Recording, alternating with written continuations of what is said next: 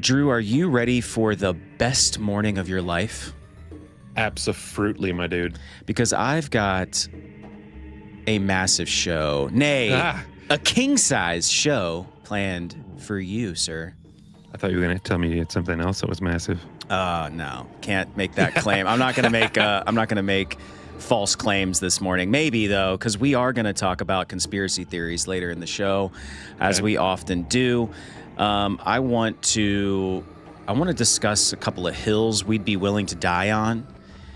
Okay. And I've said this, and I've lied the last couple of weeks because I've been telling people that you are going to do voices, and I keep forgetting to do that segment, but we are definitely doing that one today. Yeah. And then, I don't know, we might get into some game trivia. I don't know. We might even have a little therapy session. So I don't know. I don't know if we'll have time. I don't know if we'll have time. Maybe go to Home Depot. I don't know if we'll have time. So I don't know. Anything to add before we start the intro and we really get into the meat and potatoes of this show?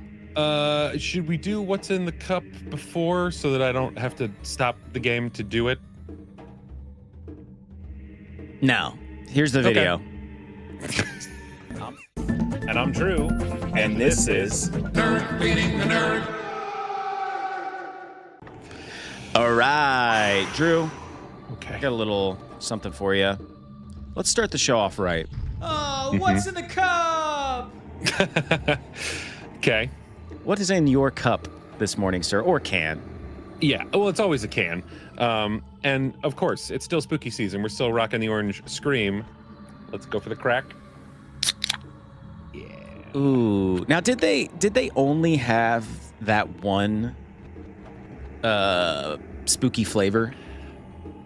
Pretty much, yeah. They have a lot of flavors, dude. I think there's some that like come and go, but they have at least 12 different flavors. I think 13 because they do a caffeine-free one as well. And it's so good though, dude. They're so good. It's my all-time favorite energy drink brand, Lost and Found Energy. Check it out at lostandfounenergy.com or head over to my TikTok page and snag some through my showcase, and then I'll get, I don't know, like $2. Nice. I've got my typical cup of joe. I've got the Harry Potter house cup, if you will. I don't know if I can claim that I won the house cup, but I do have a cup with all of the houses, which of course is in the wrong direction because we all know I'm in Gryffindor, but Yeah, of course. who's not in Gryffindor, right? Oh, crap. Like, Too close. speaking of Harry Potter houses, I'm going to go ahead and launch the commands here Dang it. for our friends on YouTube to have some fun with this morning. Oh, no. If it'll Poison. post. Let's see if it'll work here. There it is. Nice. It's probably just, yeah, it did. It just spammed the chat, but that's fine. Yeah, have fun with those. If you type in Potter, the sorting hat F, dude. will tell you what house you're in. Were you just getting like ate up with Poison. lava? No, it's poison. Dang it, son. Okay. I like how we're right in the thick of it, right in the beginning of the stream. Like, we're just getting after it, like no rest for the wicked here.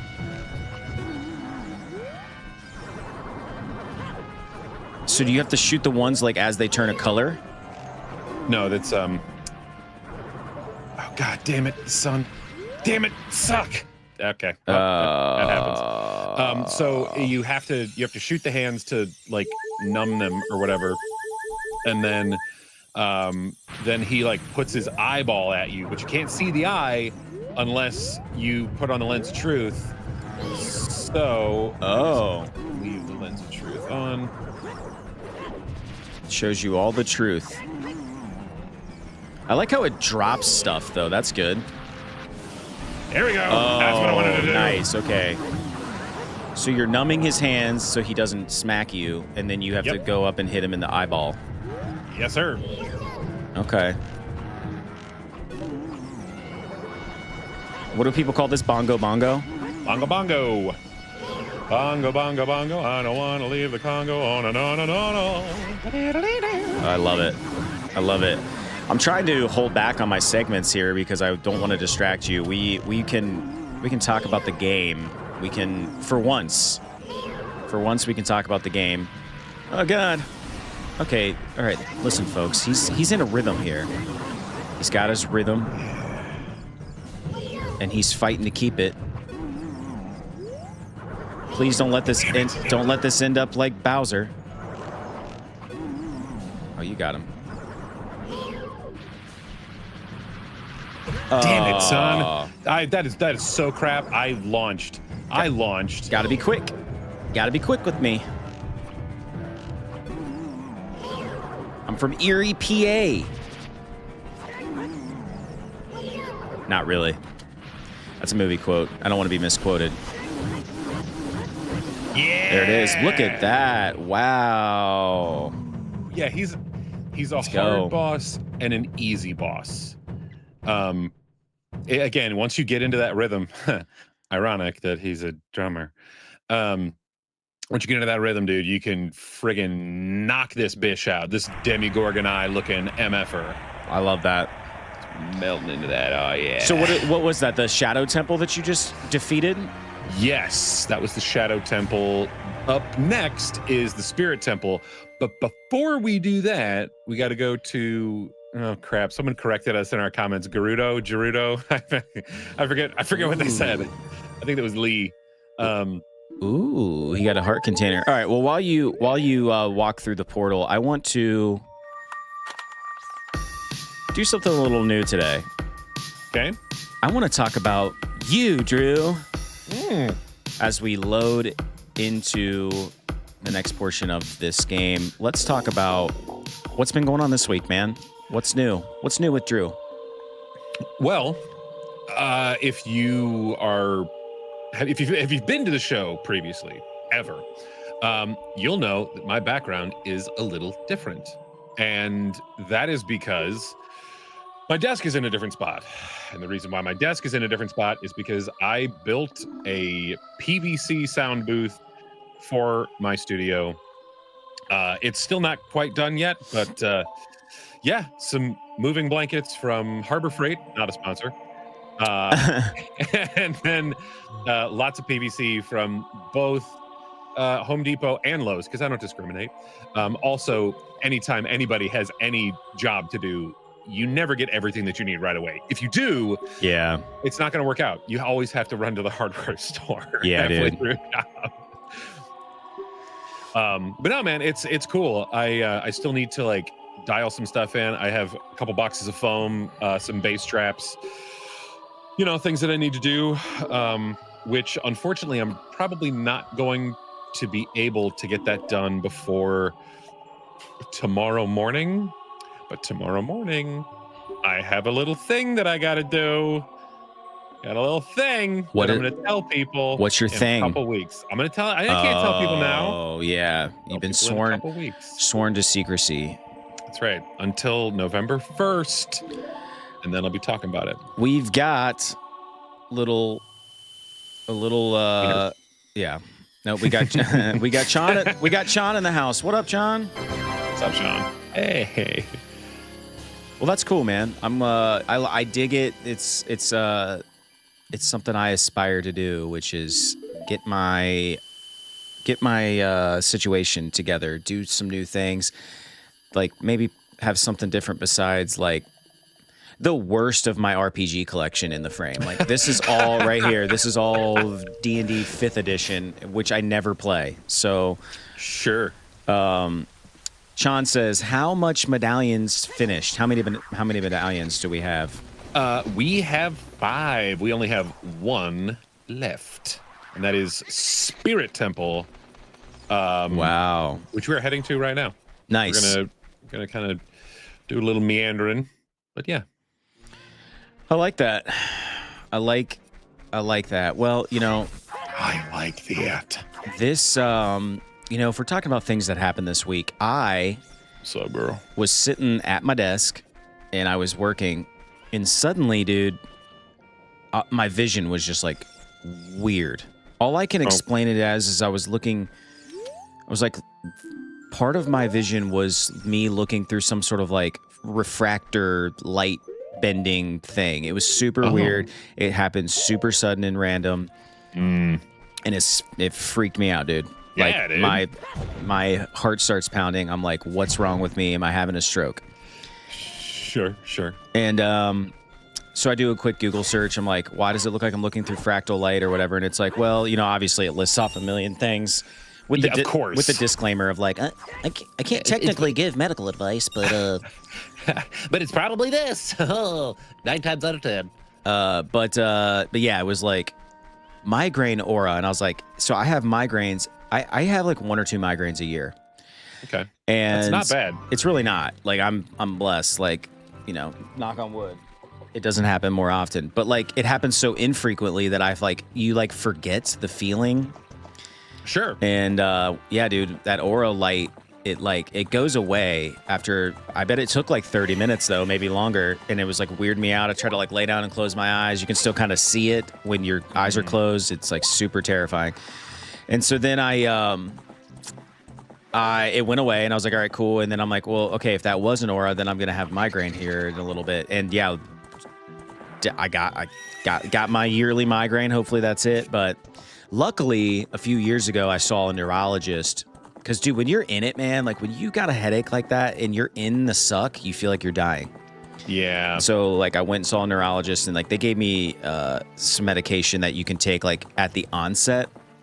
And okay, I'm not a huge proponent of modern medicine, always, but in this situation, like it helps. It's fantastic. Whatever they gave me is fantastic because it kind of zaps it. It makes you a little tired, so typically I'll take it and then I'll like take a little nap. But when I wake up, I feel right as rain. So, well, that might be a part of it. Like it kind of zonks you out a little bit. It kind of helps you reset all the jazz. Yeah, I mean, I don't want to say that was the highlight of my week, but if I'm thinking back on my week, that was kind of a big thing that happened. That was totally random. But other than that, dude, I mean, like, I played a little bit of Arkham Asylum this week, and I gotta say, Arkham Asylum starts out cool, then it sort of hits this kind of little like lull. Yeah, and then I'm like, am I gonna keep playing this? And then I was like, no, you got to grind through it, baby. You got to keep going. Like, people love this game for a reason. And then it opens back up, and you're like, oh, okay, yeah, this is super fun. Like, yeah, dude.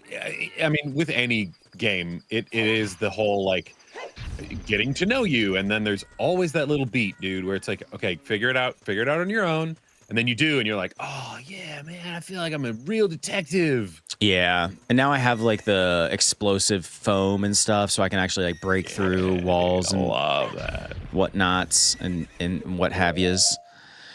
I just saved Commissioner Gordon. That was like one of the first big things that you have to do. Commish. Yeah. Yeah. And dude, Commissioner Gordon is jacked in that game. Yeah, he is, dude. Like, he is not the Commissioner Gordon that like we know and love from the movies. He's vastly different.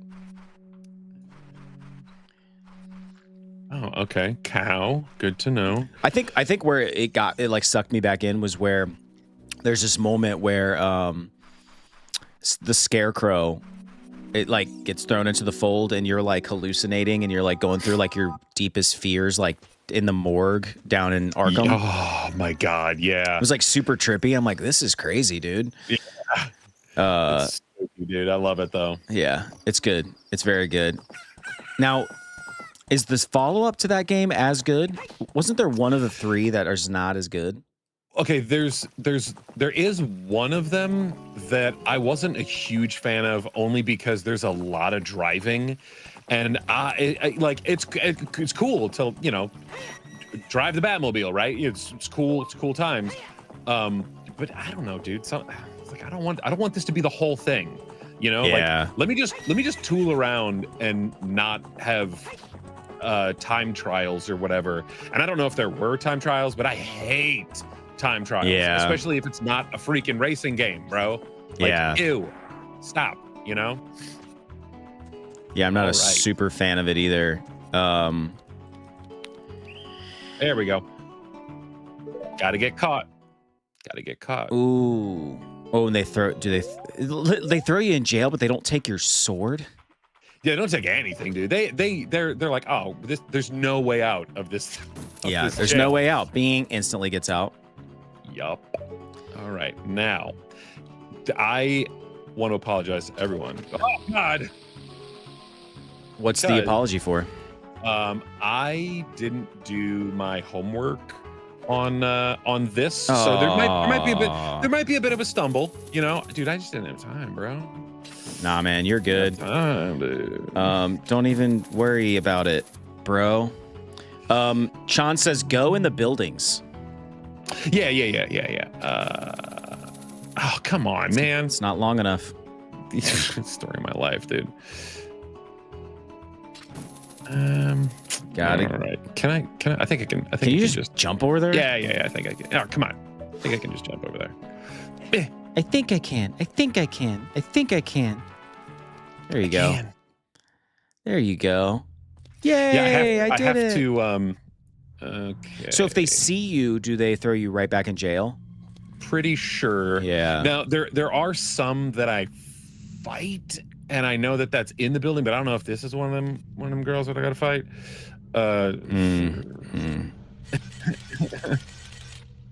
Yeah. Okay. All right, Whoa. all right. It's all right. We're learning. We're figuring it out. Yeah. Yep. That's fine, man. You know, you're still grinding it out. How many more, like, okay, so today, what is today's goal?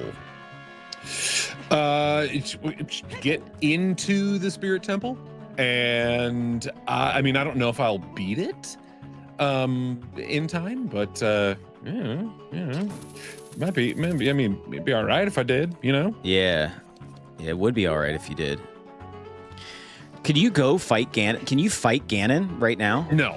Okay, No, so you got to get have all to the have- medallions. Yeah, you have to have all the stuff. This is very linear game. Which I sort of appreciate, to be honest. Like, I'm kind of sick of all these, like, open-ended, open-world games, even though Yeah, I know that's same. what everybody wants, but... I like linear, but it's fine. It's fine to have, you know, like a story and a oh, damn it. Oh, wait, no. Yeah. Hey, you young man over there. Help. Chan says, I think there is a place where you fight a Gerudo to save a carpenter, which I think is what you're about to do right now. Well, there's 4 carpenter in prison carpenters. Sabrina Carpenter in prison. Yeah, man. Woohoo, watch out. There we go. Yeah. So you fight these people that are ultimately become your friends? You have a weird relationship with them. It's complicated, for sure. Yeah. Then you get a membership card. You get brought into the club, dude. Yeah, dude. It's you know, the I mean, it's the same kind of situation as you know, Breath of the Wild. The only difference is there's no dress up darling Link time. Yeah, So, yeah. I just got a key. That's cool. yeah. That's one thing I like about Batman Arkham is it's linear. I mean, you've got some of the Yeah. the little Riddler side things that, of course, I don't care about, but it's fun when you find like one of the little Riddler trophies or whatever. But like, Yeah, of course. yeah, I mean, I get a little stressed out because it's like, okay, I know I got to go in this air duct. Oh no, Look at this cat. He's like, oh, what? he's stepping to you, bruh. But like, it'll be like a fork in the ductwork, and I'll be like, oh my god, which way do I go? And it's like always one of those is just to go get something, and it dead ends, and then you turn around and go the other way. You know, it's Yeah, of not course. very complicated, which I appreciate.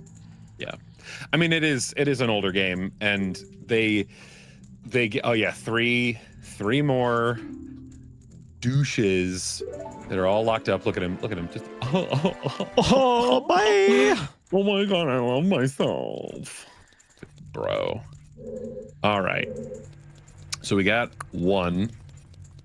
Yeah, older game, but still fun. I appreciate that pacing though. I don't want to stumble around running around the open world forever and like getting sidetracked with side quests. I really don't need 100 hours out of a game. I just don't. Yeah, I like having a lot of game, but 40 is like my butter zone. You know what I mean? Like, if I could get 40 hours out of a game, I'm happy. To be honest, like 14 hours is my butter zone. Like, that's where I feel good. There's just too much out there, man. There's just too many. There's too many freaking games. It's true. By the way, this is just on my mind because I was looking at it this morning. Apparently, a Goonies Lego was leaked. Who's gooning the Legos? Goonies, like the movie Goonies. Yeah, I know. I'm just being stupid on the internet.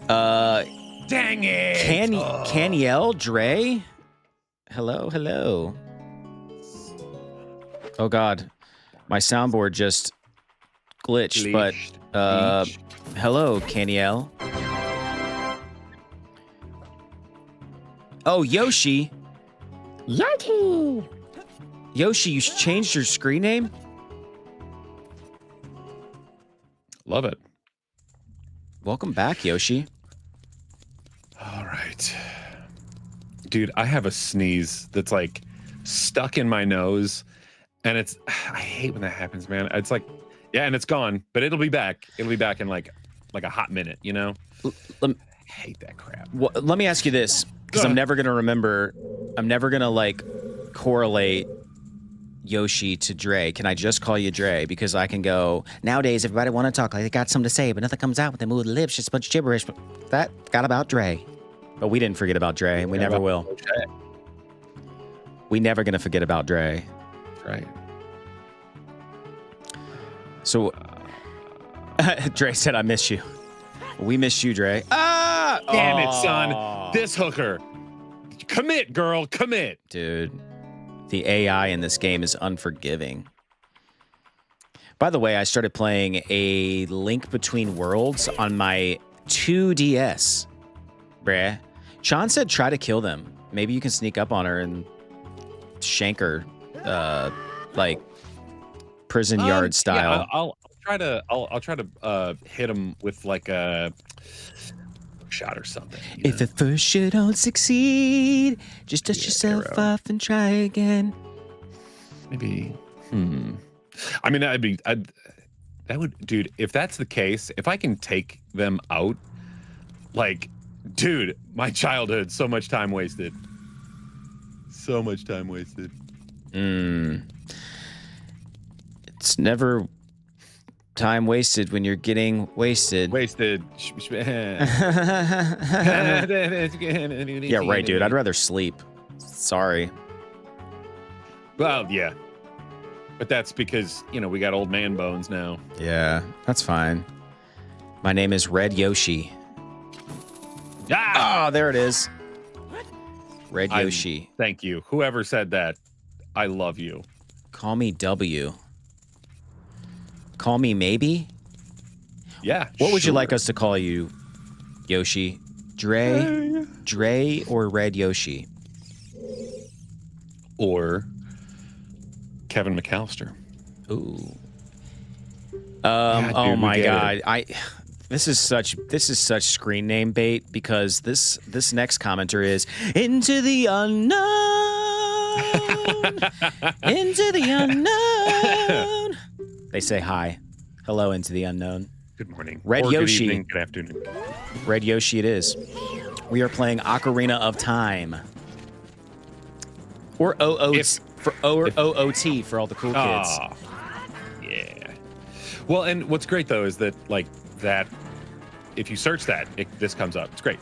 I love it. If you search it, it will come. Daddy. Gotta be quick on the board. That's right. Gotta be quick.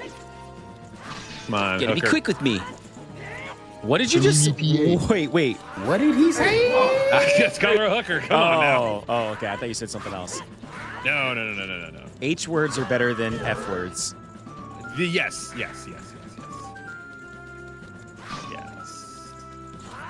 Oh, dang it. Into the Unknown says, don't sing my sheesh. Oh, come on. You know you liked it. You didn't like my performance. Yeah, it's pretty rough. One thing that's weird, so when I get an opportunity to belt something like that, I get really insecure because I just know nobody in my house is hearing the context of anything. They're just hearing me belt Into the Unknown. This is very true. I have less of that problem. We got Boozin in the house. Waved hello. Hello, Boozin. Let's see if I can get Sean, I never saw a person with swords on both. Swords on swords.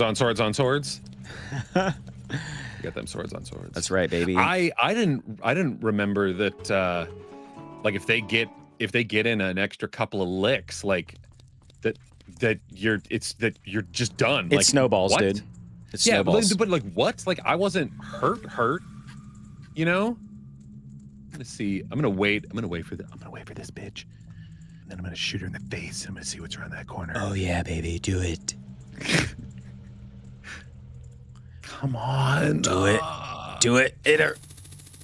I was going to say, you would be the only person to miss by like 1 inch.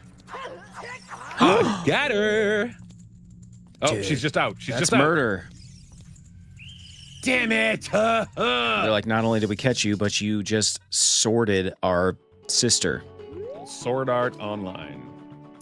Good show. First season's good. This is...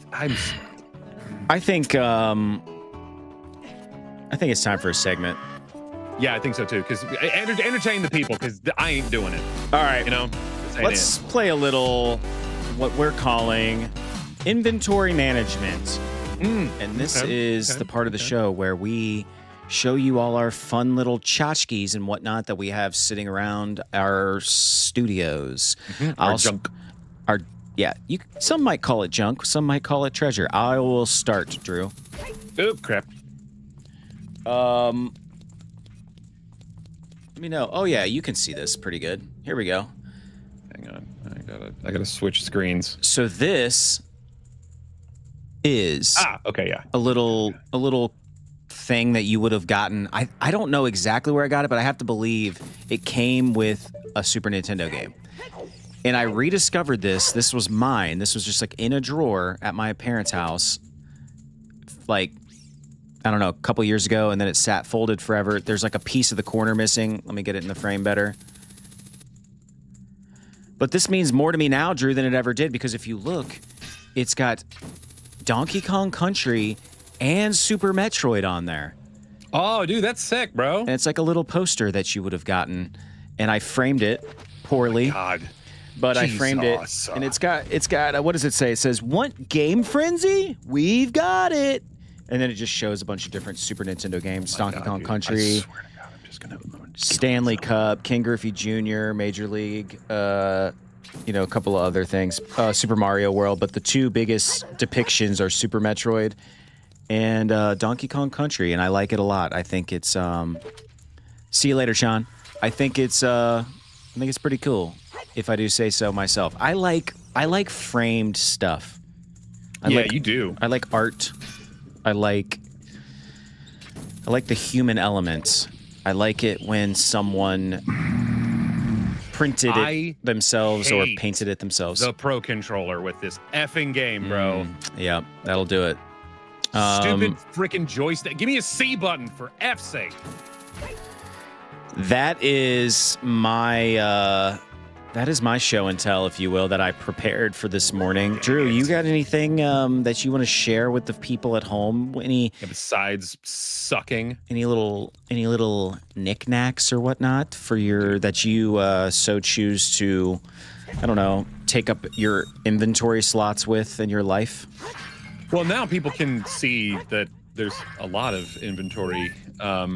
It's got a lot of inventory slots, folks. Yeah, it's tiny. I got a lot of slots. So yeah, this is actually something that I 3D printed and painted. So this is the Red X mask. If you're a Teen Titans or Teen Titans Go fan, you know who this is. This is Robin's alter ego. But you know, plastic, nice and sturdy. Plus, I don't know if you can really see that, but like this is that like crack paint. So like when you put it on, that's sick. Yeah, dude, it's that like nice texture. So it's like, oh, it's like super old and stuff. Yeah, I did this during lockdown, and so I and you know it I can't like whatever, but it sort of fits my giant ass head. Heck yeah, dude. So yeah, that's one of my masks. That you should leave the hat on backwards, bro. You should go backwards cap today. Right, Look at that. What does that say on there? Shazam? Yeah. Well, this is my Black Adam hat. I think black and yellow. Dude, we've got our boy Luigi in the house. Luigi, what up? Yeah, Luigi. You missed a couple streams, Luigi, but no harm, no foul. You can go back and watch those streams if you were so inclined. It's true. This is very true. But yeah, welcome. Which one? Oh, Luigi's a real one. Luigi's watching in the horizontal stream, trying to get that full effect, trying to get that freaking idiot best in class experience. Oh my god, I hate you. Drew is over here struggle busting a little bit. Struggle busting. Yeah, it's fine. Just ignore me. Oh yeah, that's a cue for you to entertain the folks at home. Oh yeah. No, I was reading the chat. Luigi says, "I know this game enough. Thanks for the shorts around the channel." Yeah, dude. That's how we do. We we put all the little funny bits in the shorts for funny. I mean, I think they're funny. I mean, listen, it's very time consuming. So thank you for noticing. Nobody notices, Luigi. Thank you. Oh, we got nostalgic Noodles in the house. What up, Noodles? I saw, dude, Noodles, you commented early this morning. Or late at night for you.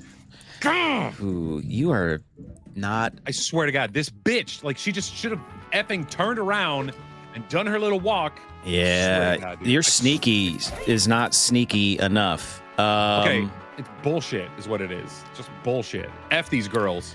F them. Luigi saw that coming. Dude, okay. Luigi. Yeah. Nah. Just kidding, guys. That would be cool if somehow someone could pour it in and play for us, phone a friend and Who Wants to Be a Millionaire. That would be great. That would be sick, dude. Just let them take over the controls. Take it. Well, let's talk about this is a new segment. I don't have a soundbite prepped for this because I don't know if I'm gonna like it. I don't know if it's gonna be good, but let's talk about. I'm calling this the Cringe Chronicles, Drew. And in this segment, I would like you to share a moment in time. I've got one in mind for you. But a time when you did something so cringe or said something so cringe that it still follows you to this day, that every once in a while it just comes into your mind. You think about it. You're like, why did I say that? Why did I do that thing? And it could be last week. It could be 10 years ago. Okay. But something that you just cannot let go of.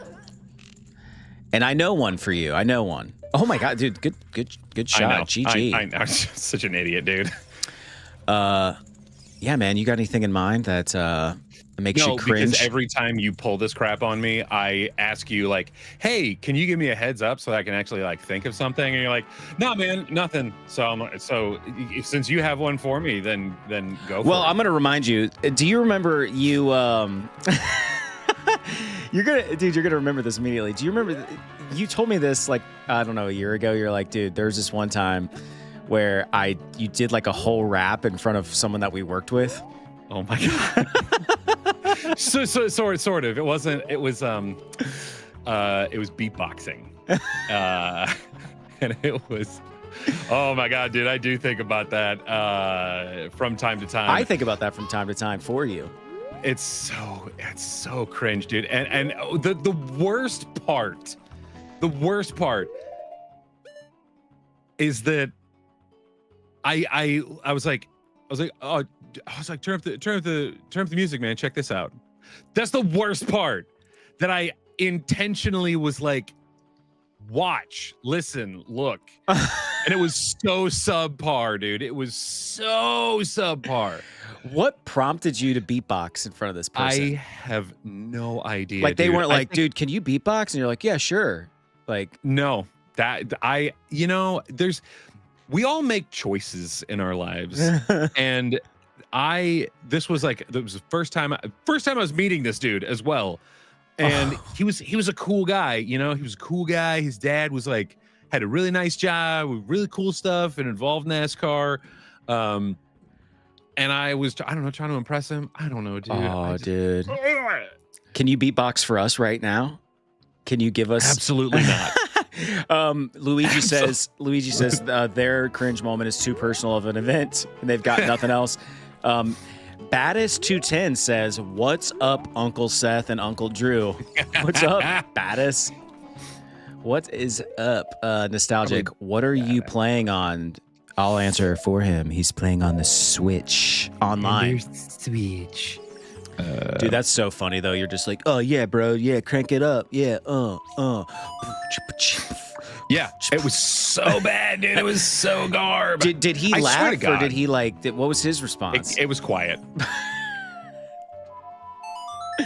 Dude, one time, this is very similar, work related thing. We were talking. I was having like a sit down with a boss of mine at the time who like didn't like me, and he would like kill me with silence sometimes, and it was like his weapon.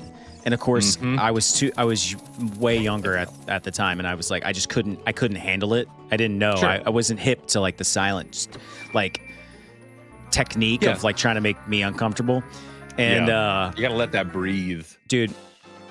I forget what I said. I said something like we were talking about like some breweries. This was at like the height of craft brewing, and we were talking about like a local craft brewery or whatever. And I was like, yeah, man. I mean, I think that they're gonna sell, and they're gonna sell for like $1 billion. And he looked at me and said, "That might be the stupidest thing you've ever said to me." Oh my God. And I was like, dang, dude, yeah, talk about like, and I just didn't know what to say to that. I was just like, okay, instant heartbreak. Cool. Yeah, I do. In my mind, I'm thinking to myself, okay, that's fair. I mean, like, I was just saying words to say words, but like, you forced my hand, dude. Like, you can't just say nothing to me while I'm sitting across from you and expect me not to say stupid things. True, true. And it has haunted me periodically ever since. So, it is what it is. Catching up with the chat here really quick. Luigi, you can for sure.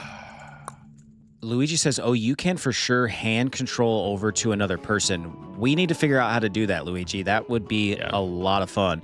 Battis says, why don't you guys just emulate the game? I heard that N64 games are really laggy on the Switch. Are you catching that, Drew? Yeah, it's I mean, it's fine. It's fine, but it is a bit of a pain in the ass. Really? I've never heard you complain about it. I don't, because I don't have the ability to emulate things. So it's like I don't know what I don't know, I don't know what I don't know. Yeah. Wow. Yeah. Exactly. Yeah, that's fine. I mean, listen, it's fine. It's all fine. We're all fine here. It's good. How are you? I good. I think this moment is going to be added into my cringy moments that I'm going to play back in my life. Actually, there's definitely some cringe moments on this show. I don't know if I think about them often, but we've definitely had some cringy moments. I mean, every week we have a cringy moment, I'm sure, on the live stream. It's so true, dude. And I mean, it is. It's a part of the gig, though. Like you have to be. You got to be entertaining. But why? But why are we like that? I want to know the science behind like why can't we just be cringe and never think about it again? I envy anyone make that claim. Like, yeah, of course. They just do something goofy and they never think about it again. And they're like, well, that was weird. And then it's just never on their mind. Like, why can't I be more like that? No, I'm right there with you, man. I mean, I wish. You know what? What am I doing? Hitting wrong buttons here. That's what I'm doing. See, clearly I'm on the Switch. Nostalgic Noodles said hi. Hello, Nostalgic. What's up? Now I want to know more about how to digitally hand off the controller. That's oh my god. We're back into the fray, dude. What do you mean? Get more into that, Luigi. Luigi says, Seth, those are times before the internet existed. Like our like the things that we go back to and think about, they have to be pre-internet.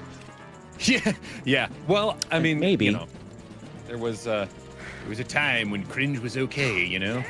Not to be that old man in the room, but like it is weird to think about how far the internet has come to this day. Like think about like 08, okay? Which doesn't seem that long ago to me.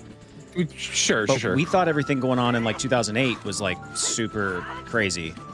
Like that's kind of when smartphones first came out and you're like, oh my God, I could get on the internet on my phone. This is crazy. And now look at it. Like we have artificial intelligence. I literally have Skynet on my phone. Yeah, of course. Nostalgic. He's playing on the OG Switch. Luigi says everything wasn't recorded or could be recorded by something in a person's hand. Yeah, for sure. So now it was only when the 90s when stuff like Walkmans existed, handheld cassette recorders. Yeah, so when you said something, I think what you're trying to say is when you said something cringe, there wasn't the opportunity for it to be like recorded forever. Yeah, exactly. And not everybody gets a meme either, you know, like it's one thing when your cringiest moment ever becomes a meme and you just become like internet sensation. Most of us don't get that luxury. Yeah, exactly. It's like your worst moment of your life. Like you make money off of it. Like that's what we're trying to do now, obviously. I try to explain that to my kids though, like everything is recorded. You can't get away with anything. Yeah. You can't toilet paper somebody's house anymore. They have a Ring doorbell camera. You're not getting away with it, bro. I saw a TP'd house the other day, and I'm like, oh, dude, it was like out in the sticks too. So I was like, oh, I don't know if they got that Ring doorbell. They don't have the internet connection for it, I'm sure. But well, you're so far out at that point that it's like, you know, who's going to be doing that? You know, everybody in that town. Yep, you nailed it, Luigi. Houses have security cameras. Down the street has cameras. Right, so even if you don't have a camera, your neighbor has a camera, and all you got to do is post to the Facebook page in your neighborhood, like, did anybody's car get broken into last night? And it's like, no, but I'll check my Ring doorbell camera, and I'll play back the footage.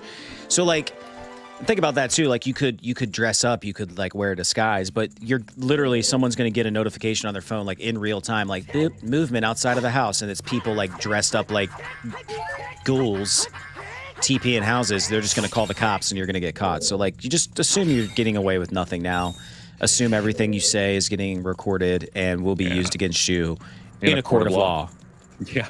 Well, and what's crazy, you know, there at one point there was like a sheriff or whatever was knocking on my door, and I'm like, what's happening? Like I immediately went through the Rolodex of like, oh my God, what did I do?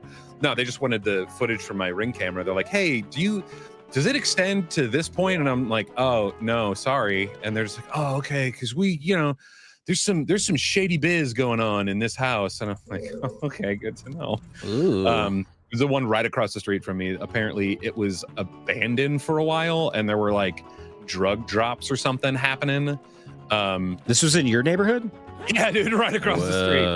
What was happening is like they were shipping packages there, and then the package would have like drugs or something in it, and like there was nobody there to get it. Drugs bad, guy. Drugs bad. And people would just like come by and pick up the package, you know. So it was like a drop zone or whatever. Yeah. It wasn't like they weren't like cooking in there or whatever. At least I don't think so. Dang, dude. Nostalgic Noodle says there was a show based in the 90s, but it had a Ring doorbell camera in one of the scenes. Yeah, dude, that's laziness. That's Yeah. laziness on Hollywood's part. It was probably that 90s show, which, to be honest, have you watched that, Drew? No. I like it. I liked it. Ugh. I watched the first few episodes. I liked it a lot, actually. Okay. Not gonna hate for like light watching. It's not to be taken serious. It's not a drama. It's not the next Game of Thrones or anything, but it's good. It's a good little. I'm also watching a show right now it's called Boots. It's a new Netflix show. Okay. And it's set in the 90s as well. And it's about this kid and his buddy who go to boot camp to be Marines. Mm-hmm. And it's during the don't ask, don't tell era. Oh. And it's funny, dude. It's good. I'm only like 2 episodes in, but it's really funny. I'm digging it. I hope he becomes a Marine. Yeah, of course. That's how you want the thing to go, right? Luigi, the Is there a found dude in footage. here? Oh, crap. There's a dude in here. The found footage genre and moments of it used in TV shows can be good when done right. Oh, yeah. Yeah. Dude, think about how scary the Blair Witch Project was when it came out. See, Blair Witch Project didn't get me. Paranormal Activity got me. Ooh. Because, like, Blair Witch, I'm like, okay, clearly they're doing this crap on their own. Paranormal Activity, I was like, oh, this could happen. You know what I mean? Like, and I don't know why I thought that, but dude, it got me, man. I was watching it and I'm like, oh my god, is this for real? Is this for real? For real? What am I doing? What are you doing? Better fight her. Where's my sword at? There we go. Jeez. Take my sword hand. Yeah, dude. Oh, you bitch. Yeah, you got her. You got her. You got her. Ooh. Dude, I've also been watching a lot of Pokemon lately. Okay.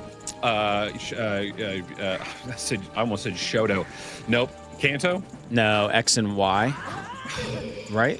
Y and Z? What is it? What are the letters? X and Y. Yeah, that's what I thought. X and Y.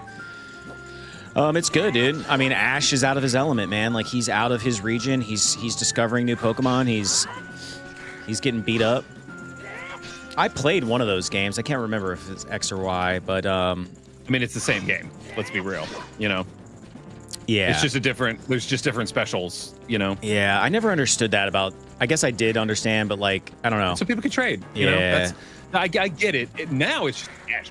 That's all it is. Bro, if you had a link cable for your Game Boy, you were a freaking king on the playground. Yeah, because people were like, "Oh, do you have that fake Pokemon that you can't even get because you get?" And I'm like, "Oh, dude, I get a Game Genie. Don't worry, I'll give you a Mew with a Master Ball as the item. It's so cool." Like, that was the best, bro. Noodles, we'll see you later. Yeah, I'll catch ya. I'm on playing Yoshi's Island Monday and Thursday of next week, so we'll see ya. Luigi said marketing for the witch one was interesting. I heard what happens at the Pokemon League for the X and Y show. Everyone was pissed from what I remember. I don't know. Oh God. Yeah, dude, you're about to get caught. It wasn't me, bro. She even caught me on camera. It wasn't me. Freaking, what was his name? Shaggy. Yeah, I was gonna say Shaggy. Raggy? Like Scoob. I am not looking at a walkthrough right now. Ocean Dreamer wants to know, is this ship of Harkinian? No. It's not. Ocarina of Time. Yeah, Ocarina of Time. I was going to say, like, I'm not hip to ship of Harkinian. Neither am I. How do I get there? But clearly it looks like this came out in 1998, Ocean Dreamer. So I'm going to guess that this was before Ship of Harkinian. Now I want to look that up. I'm going to look up Ship of Harkinian, see what you're talking about. Ooh, Ship of Harkinian. It's a mod. The mod offers higher frame rate enhancement and a randomizer for rewards and a toggle to play in the original 98 glory. Wow. Okay. That's cool. That's now on our radar. Yeah. What are you saying, Luigi? You said no, not a mod. It's a PC port. Oh. Gotcha. Interesting. That's cool. I like that. Dude, so apparently someone's like I've seen this before, but I didn't think it was real. I thought it was just for YouTube Shorts. But somebody is like making Ocarina of Time in Unreal, and it's available. I think you have to be in their Patreon, but you can play like certain maps of this game in Unreal. I love it, dude. It's a PC thing, of course, so you wouldn't understand, but you wouldn't be invited. Ugh. No, it's true. I would not. No emulator required. It was made into C++ code. Interesting. Okay. So, let's see. The problem with me, though, Luigi, is like, so watching Drew play this game, I will probably never go back and play this game in like a PC port or something like that, unless they re-released it in like Unreal or some sort of like major thing. I'll probably never play this game again.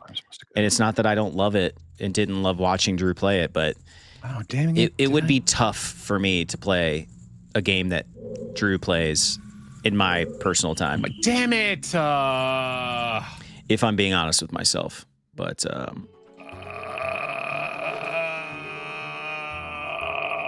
why? Yeah, seriously, dude. Okay, I should ask this earlier. What are you doing here? Saving 4 carpenters. And what did they give you? A token, I think. Did you ever listen to the Carpenters? Like I think they're a 3-piece band from like the 60s or 70s. Probably, but not intentionally, you know? Like any old music. I'm so bad at like band names, singer names. I'm so bad at it. You're like, oh, it's this song. And I'm like, oh yeah, I know exactly. I've heard it before. I know half the words. But then it's like, you know, I don't know who sings it. I don't know. Yeah, I mean, Kobe Smulders. I know. I'm trying to look at like what was their big song. Oh, we've only just begun. Oh yeah, absolutely. Yeah, of course dude. I know that. Yeah, that was their big. White lace and promises. Yeah, that was their big one. We probably sang a rendition of that in choir. Oh, of course. So, I know it gives you a pass to the fortress to free roam the place. And it unlocks 2 mini games, apparently, what you're doing right now. Good. Yeah, man. Oh, okay, yeah. You know, it's always interesting to like, you know, we're kind of figuring out. By the way, whoever subbed during this, thank you so much. We've gotten 2 subs during this stream. You know, our little alert didn't go off because y'all got those privacy settings all buttoned up and whatnot. But it's always interesting. It's always interesting to like figure out like what people want to watch, and like we play all these games vanilla, like we play them like we're just chilling. I know a lot of people, son, I swear to. Okay, no. I know a lot of people play like mods and randomizers and things like that, but that just ain't us, at least for now. Are we good? I don't even think we're good enough to like. We're certainly not good enough to speedrun anything. I don't know, even really understand what a randomizer is. Isn't that where it like just puts you in random parts of the game or something? They change stuff up. So like temples will be different. There's like different things in treasure chests and stuff. Like it's cool. It's a cool concept, especially if you're very familiar with a game. And that's a way to replay it more. Yeah, absolutely. Okay, that's kind of cool. Can you speed run this game? Probably, is that a thing? Sort of. Speed run. Yes, The Legend of Zelda: Ocarina of Time can be speed run with current world's records. There's glitches. Oh, dude, speedrun.com. I do like love looking this up, even though I don't stand a freaking chance. Someone in America speed run the world record, apparently, according to this website. Any percent is 3 minutes 47 seconds. Oh my god, dude! To 100% it, 3 hours 44 minutes 27 seconds by someone in like Sweden. With glitchless, the world record is 3.5 hours. Defeat Ganon, Really? 15 minutes. Well, That's definitely not going to happen here. It's going to be way more than 15 minutes to defeat that guy. And I will prep. Some randomizers make loading zones have different locations. For all you know, Mido's house leads you into the Shadow Temple. Oh, yeah, it's cool. It's cool stuff, man. That is kind of cool. So you're just kind of beep bopping around, and different stuff happens. It's kind of interesting. Yeah, it's kind of the same concept as like Master Mode a little bit. It's just harder. It's just hard. It's the same like core, but it's just a little bit different. Yeah, that's cool. Where do I begin with explaining these? Yeah, Luigi, thank you so much for the lore of Damn it. Wrong bugs. Randomizers and whatnot. Listen, this is the time in the show where I say we are like 28 subscribers shy of 2,000, which is just wild considering you know, like the infancy. It's wild that it took us 3 years to get here. You know what I mean? Well, you know, we've been figuring things out and getting better and doing better and whatnot. So yeah, if you're lurking in the shadows right now and you like anything that's happening, hit the subscribe button. And it helps. If you don't like anything that's happening, also either way, it helps us, and that would be fantastic. You can be part of the first 2,000 subs. We also have a membership program. It is 99 cents, and you get some custom emojis and some other little goodies. If you hit the join button, you can join the Save Scum Squad, and you'll get a little badge next to your name. There's been some save scumming going on this morning. Absolutely. It's a badge of honor for us here at this channel, so... So delicious. It is so delicious. Why don't we do, I don't know, man. Why don't we do another segment? Drew, you know I love to throw a couple weird facts at you. So we're 4 minutes shy of it being 9 a.m. Eastern. Let's talk about weird facts. Okay, wait, hold on. Haunted Wasteland, you'll need to... Okay, yeah. Did you know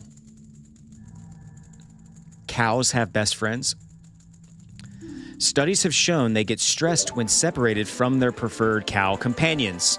Huh. So we are just a couple of cows over here, Drew.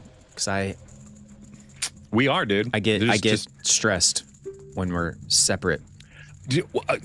Well, I mean, physically we are separate, but yeah, anytime one of us has like stuff that we have to do for a whole week, and I get withdrawal, dude. I'm like, I just want to talk to him. I want to see him. I just want to know what's going on in his life. Yeah, dude. I feel the same way.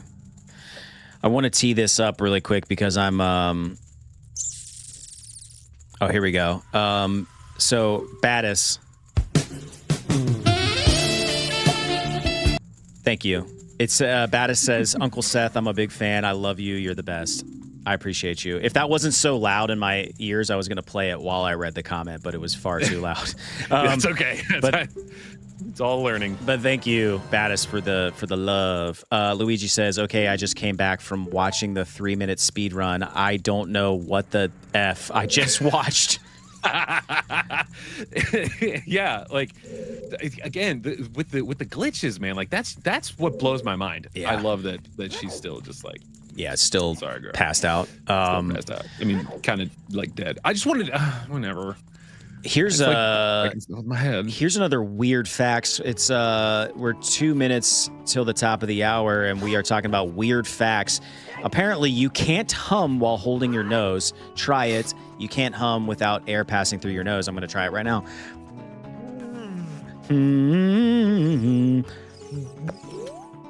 I mean, you can make some sort of sound. Well, okay. I mean, like you can a little bit, but the air does have to go somewhere. So if it's like you could fill up your mouth, and then after a certain point, that's it. Oh, Battis 210 my mouth asks. I'm gonna ask Drew. Oh man, I don't know. This is bad. This is where like these things get clipped, and taken out of context, but it's all in good fun, right? Yeah, you'd be the one clipping it. Fatis says, guys, would you rather crack Midna or Zelda?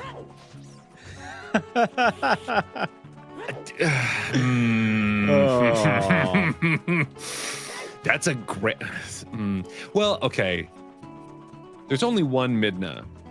There's many Zelda, and there are some Zeldas are greater than others. True. I'm thinking all Breath of created the equal. Wild Zelda with them cakes, bro. Just got a whole bakery in the back. Just Oh my God. so yeah, man. Just want to butter them buns, dude. So yeah, man. Yeah, I would. Yeah, Midna doesn't hold as. I never had a crush on Midna. I was too old when I played Twilight Princess. Okay, well, like because of like now or when it came out? Because I was older than you. Well, no, I just didn't play it when it came out. Okay. I was like, I had a thing for her, dude. Especially, here's the thing, bro. Is there anything I can get in here? Oh, this is cat. You didn't make it to the end of Twilight Princess. There is a reveal at the end of Twilight Princess that will get anybody bricked up, dude. Really? So yeah. She's pretty gorge, dude. You should look up Midna, maybe human form. Is she like the goth? Is she like the goth version of like just Zelda? Pull up a damn. Midna human form. Ooh. Yeah, dude, she's cute. Wow. Okay. Is this where I'm supposed to go? Okay. Yeah. Oh yeah, I think so. I got to go to the desert. Luigi said, "Oh God, the Who's Crush is Better Wars." Sad face. Yeah, That's funny. All right. Let's get back on topic here. Weird facts. We're talking about you can't hum and hold your nose. We just demonstrated. Wow, this is a very interesting fact for all of you history nerds out there. Cleopatra lived closer in time to the moon landing than to the building of the Great Pyramid. I'll read that again, Drew. Yeah, I'm sorry. I was reading. So, yes, one more time. Cleopatra lived closer in time to the moon landing than to the building of the Great Pyramid. Yeah, that makes absolute sense. The pyramids are over 2,500 years older than Cleopatra's reign. That's nuts, dude. Crazy, dude.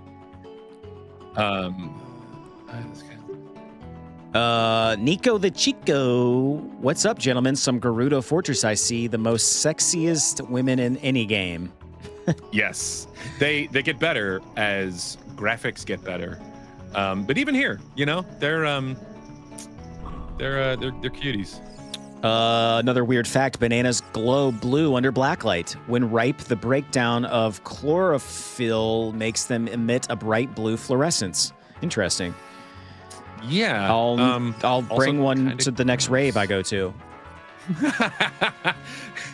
I mean, who doesn't want a banana at a rave? You know, who doesn't? Here's a weird fact for you, Drew. A day on Venus is longer than a year on Venus. It rotates so slowly that it takes 243 Earth days to spin once, but only 225 days to orbit the sun. Huh. Interesting. That doesn't make any sense. But I mean, it does, but also no. Wait, what is this? That's a bridge. Okay, what is where? Okay, let's read. I like how you're just caught in a sandstorm. All those reckless enough to venture into the desert, please drop by our shop.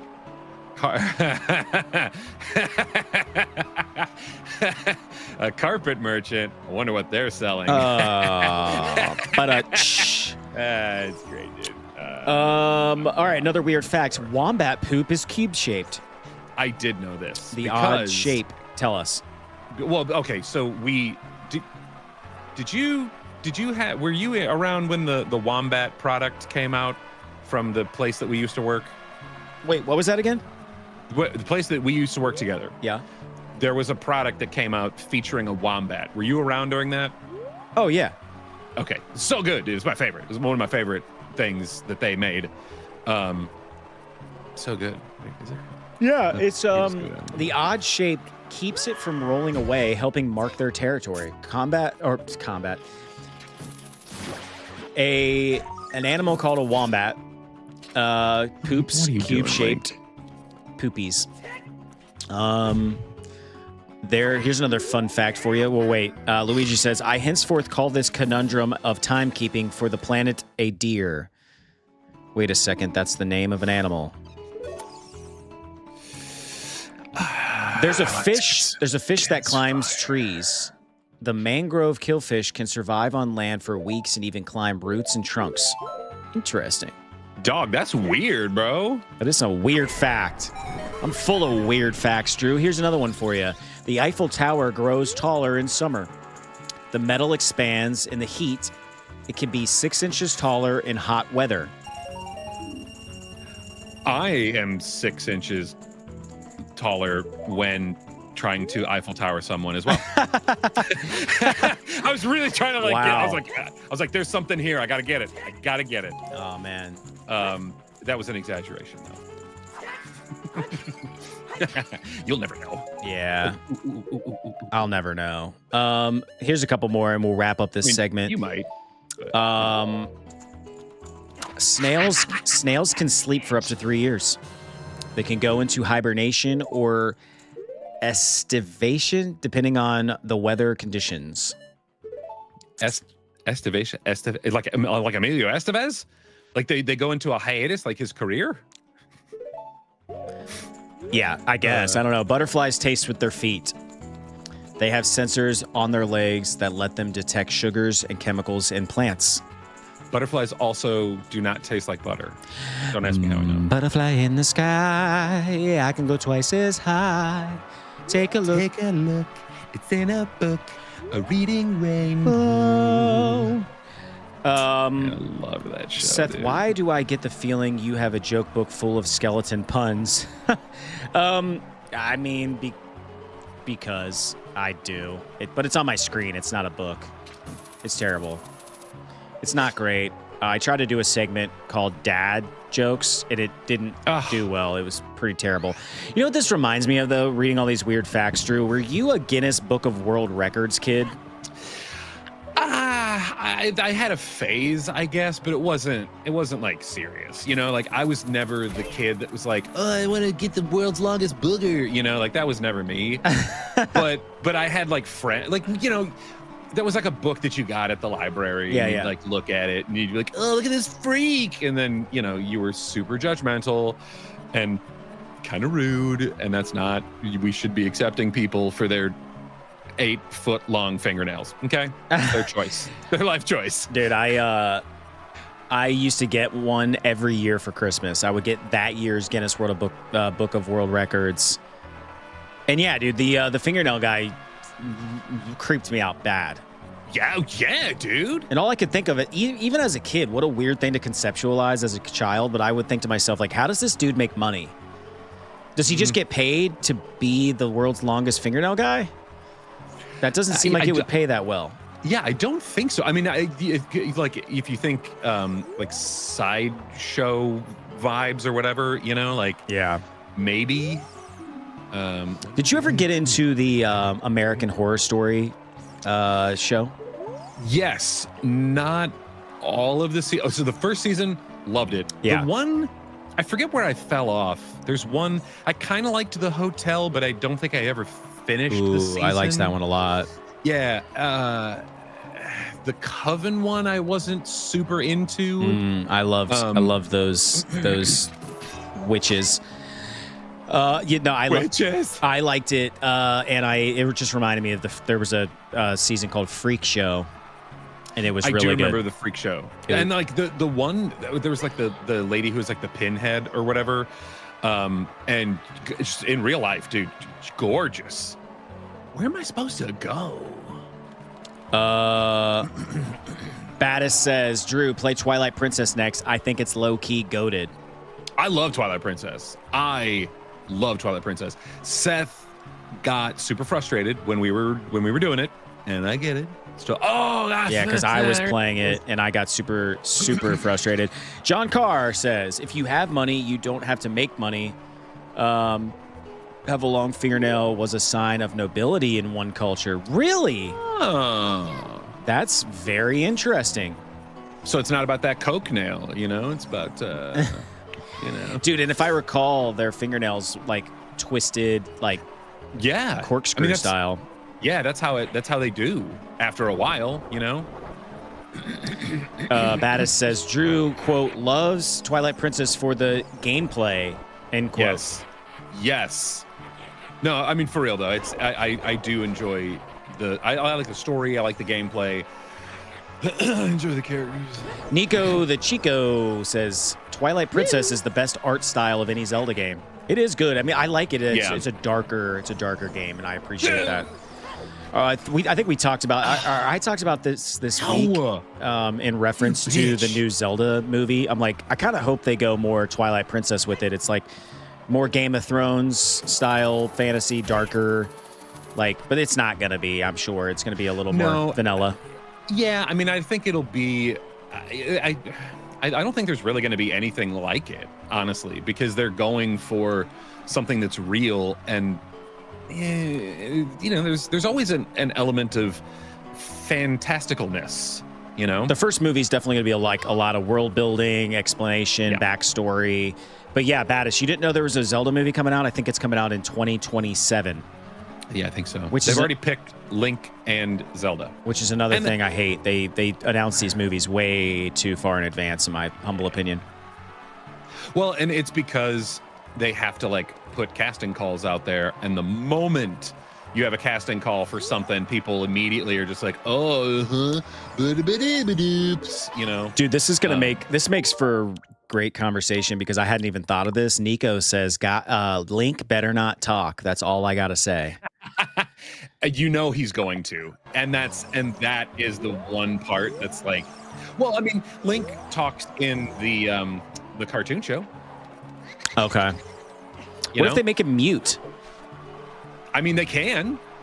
He also talks in the CDI games, the Philips CDI games, and so bad, but that is something I would love to play on this channel. I would love to play that. I can't because I don't have emulation capabilities.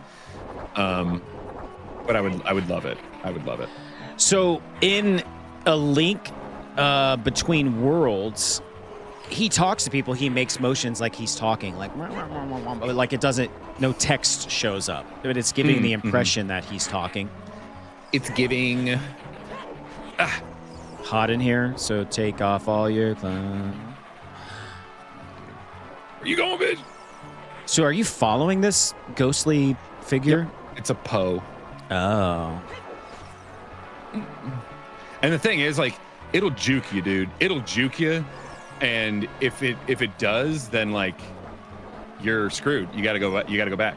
Yeah. Now, I hope that I'm not screwed for this. Okay, because all right, here we go. Nico says, I just feel like if he did speak in the movie, it would be so hard to make it work. You know? Because what kind of lines do you write for a character that doesn't say a damn thing? Yeah, how did they develop it? I mean, here's the thing. If you have to have a little bit, okay? Totally fine. But I want there to be moments where it's called out, where it's like, man, a few words, eh? I want him to have very few lines. I want that. That's what I want. Yeah, I do not see it happening. Is this the final temple? It sure is, dude. Whoa. Well, if we're gonna start that, I gotta pay. Oh, okay. Gotta relieve myself. Battis, you went before. I know. Battis says follows the Pope and finds a giant statue. W, Drew. Nico said minimal speaking at most. I completely agree with Drew. All right, I'm going to relive myself, and I'll be right back. Relive. Oh, look at all this. Oh, let's see. If you want to proceed to the past, you should return here with pure of heart of a child. Oh, no. Oh, no. I got to go back to being a kid again. That's fine.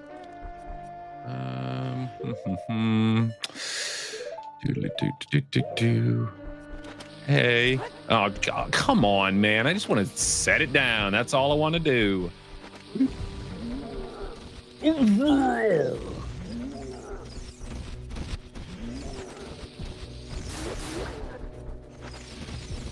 Up. I love doing that. I love doing that. Oh, I think I gotta. Yeah, it's too heavy. Crap, dude. I can't fit. That sucks. That I did not remember. Here's the deal though. I gotta find the little like section so that I can learn the song and then come back here. I'm gonna travel to the future. You should probably return here. Power of silver. Silver? Like I gotta go to the past and become a silver fox? Oh, okay. Here we go. Sweet. This is how that works. Oh, and by the way, everyone, I don't know if Seth is back yet. I don't have my camera on. Okay. Yeah, he doesn't know that this is Zelda. He has no idea. And I'm waiting for the reveal, and I'm like, please don't tell him. Because he's been voicing this, and it's like, oh, dude, you know, yeah, anyway. All right, let's keep rocking and rolling and straight up be holin'. Are you? I can't hear you, dude. You muted. I said, all right. Catching you up with the chat here, Drucifer. Bada says, I love it when Drew makes these. He didn't say silly, but I'll say silly noises. That's used to the R word. That's my Tilsum. I don't even know that I'm doing it. What noises are you making? I have no idea. Oh wow, with the laughy faces, that's fantastic. Nico says, "Chat, no spoiling." Seriously. Right. It's a secret between me and chat. Oh really? You guys have secrets now? Yeah. That's terrifying. I'm gonna eat yogurt then, just to make it terrible for you. Oh no, I'm turning my volume down. This is from Friendly Farms, non-fat Greek yogurt blueberry. Friendly Farms sounds like an Aldi brand. It probably is. It does sound very. It sounds Aldi-ish. Well, or that someone is really trying to hit a brand, and there's I don't know, man. What do you think? I think friendly. Like we want to be friendly with our yogurt. How is yogurt friendly? I think the worst thing about yogurt is having to stir it before you eat it. You know? Yeah, because even if there is, if it is a stirred yogurt, there's fruit at the bottom or stirred. Which, by the way, totally random. It took me forever. In Biodome, the movie, great film, peak cinema. There is Pauly Shore says to the two like female scientists, so fruit at the bottom or stirred. I didn't get that for the longest time. And it wasn't even like I was watching the movie and then made the connection. It just hit me one day while I was driving. And let me tell you, it was far more provocative than I was expecting. But it's not like it's a movie for kids, even though I was a kid when I watched it. Okay, sorry. Up, right, left, up. What is happening in the chat right now? So Nico says, chat, no spoiling. To which Battis210 says, Seth, just so you know, Zelda becomes a giant bokoblin by the end of the game, and Link uses the magic sword to break her curse. I'm sorry for spoiling the game. Nico says, no, Battis, how could you? I feel like I'm getting trolled right now. I really do. I feel like I'm being trolled, and I don't like it. You should feel like that. Okay. You pull crap on me. I have to find my sneaky little ways of pulling things on you too. You have to get your kicks somehow, and not on Route 66. Okay, that is too far from the stream. All right. Even though I'm relatively close to Route 66, I travel it often, actually. Really? Is it? Yeah. Is it scenic? Well, there is a section that is scenic, but there's, I mean, it's very, I don't want to say like it's very commercialized now, but kind of.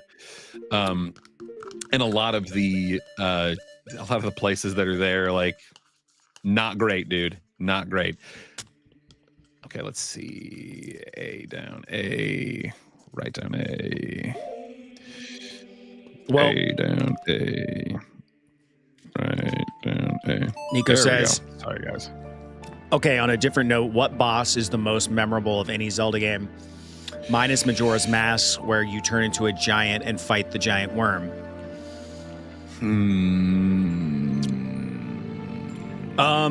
Battis, NLNG, it stands for Nerd Leading the Nerd Gaming. Yes. Nerd Leading the Nerd. Nerd Leading the Nerd was the conceptual name of the channel that we came up with. And obviously we just kept rocking with it. The initial intention of it was we were introducing each other to different things. That if you go back and look at our old videos, like that was the clear intention. Realistically, we just sort of like built the brand at that point, and I use the term brand very loosely. So we just stuck with it. We already had the name. I think though maybe it's a little more abstract now, but I still think it's the same. Like whether it's segments or games or like you're leading me through Ocarina of Time right now. I've never beat this game. I've never seen most of what we've played here. I've only played like a few hours at the beginning, and then I got bored and quit when I was a kid.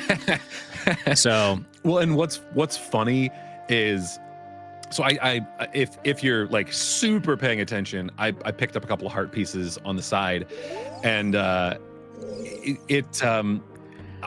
went fishing, and it was so much fun. And I know that if I did that on stream, Seth would have like just lost his ever-loving mind. Of just me fishing for like 3 hours. It was so much fun. All right, so I should read what he's saying. I want to go down the list here. So Nico asked us what our most memorable boss fight of Zelda is. I would probably say in like recent memory, I would say Breath of the Wild Ganon fight for me personally. Drew, do you have a favorite boss fight? I mean, Ganon in this game is probably my most memorable. I do like Bongo Bongo. I think it's just sort of a fun, I think it's just like a fun concept. Girl, get out of my way. Okay. I'm sure there's some, I need. That's a good enough answer because we got a couple of different things here. I don't even know what your screen name is. It's a design of some sort, very, very intricate looking design. They just say potato. Welcome to the stream. Potato. Put them in a stew, fry them up for breakfast. All right, Battis says, Unk test. Do you think that your favorite childhood game is the best game ever made?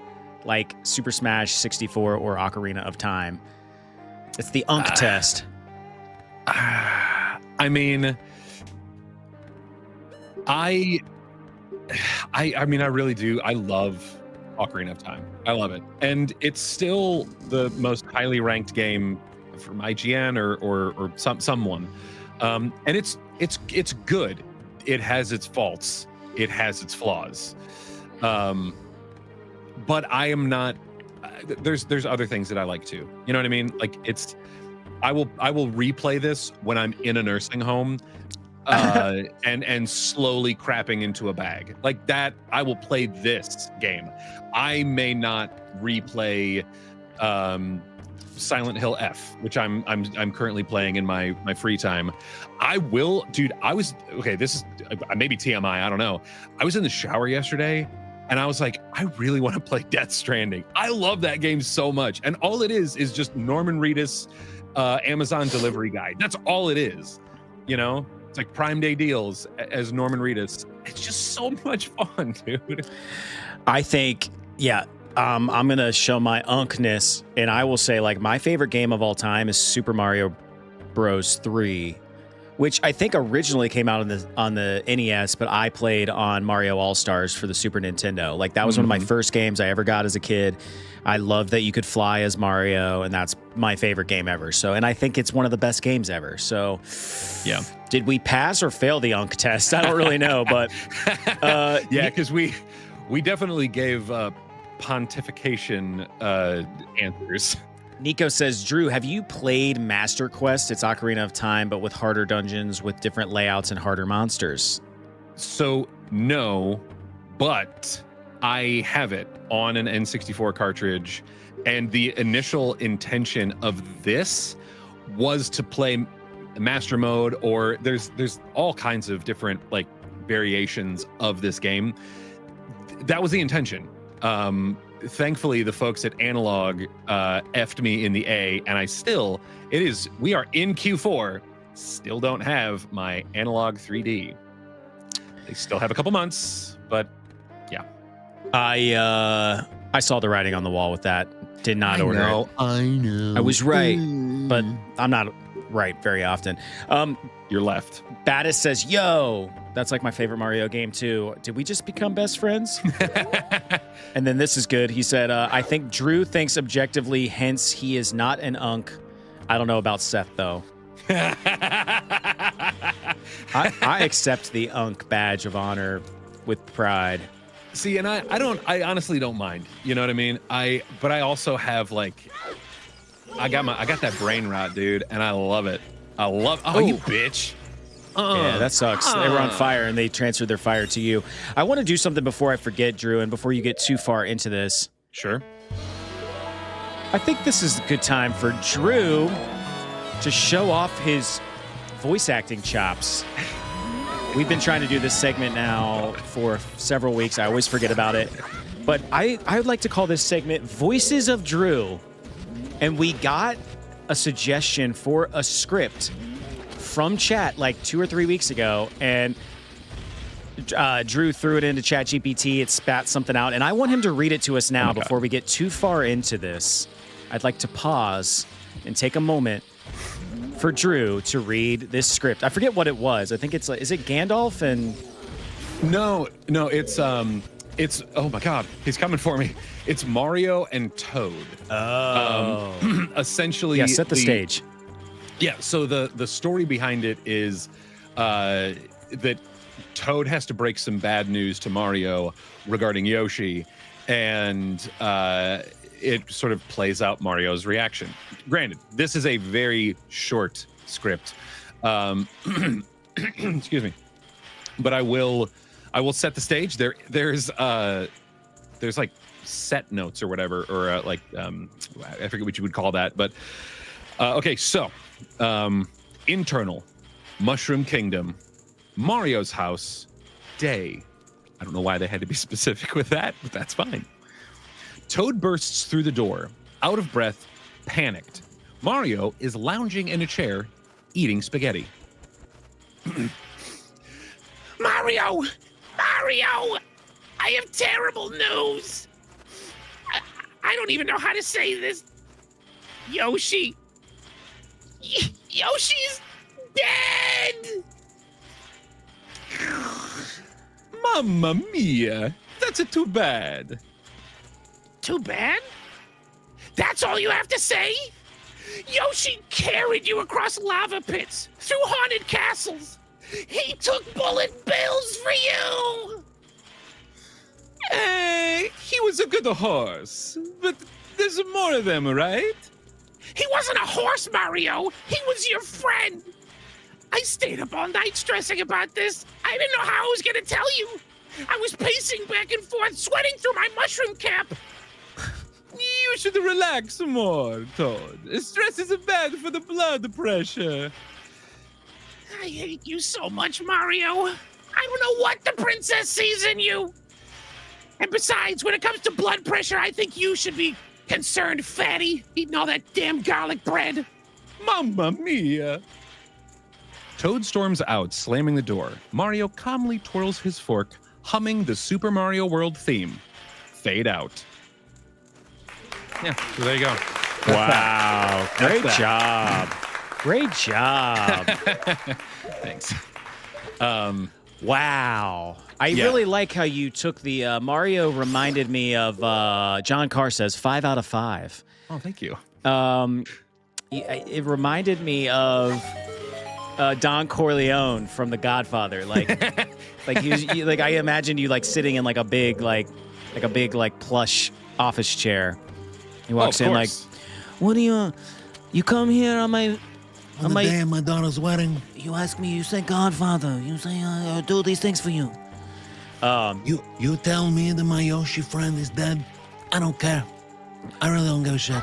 What's funny is I caught a Godfather reference in that show Boots, where the main character asked this other guy to do something for him, and he's like, I'll do this for you, but I may come to you one day asking for a favor in return, but I may not. Yeah. And it was just like, it was good. I was like, oh, wow, I'm cultured. I know what that reference is. Isn't that the best, dude? Like when you get and no one else does. A show that I very much enjoy, Mystery Science Theater 3000, as everybody knows. Actually, okay, I need to put on a shield, and I know my Deku one burnt. Damn it. Burnt to a crisp. When I hit that damn button. Burnt to a crisp, baby. All right. All right. You gonna hit me? Turtle, you gonna hit me? turtle.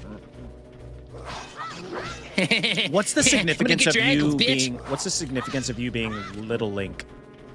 There's like a little hole that I had to go through. The only way to get into the temple. So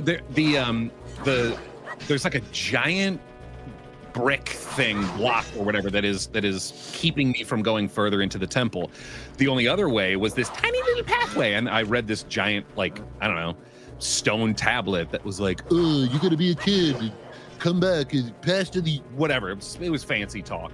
But essentially it said, go be a kid, come back, go in the hole, get the silver gauntlets, and then you can open this jazz and move on. So that's pretty much what it was. And I was also talking to some Gerudo lady. I still don't know which one it is. It's Gerudo, I think. Okay.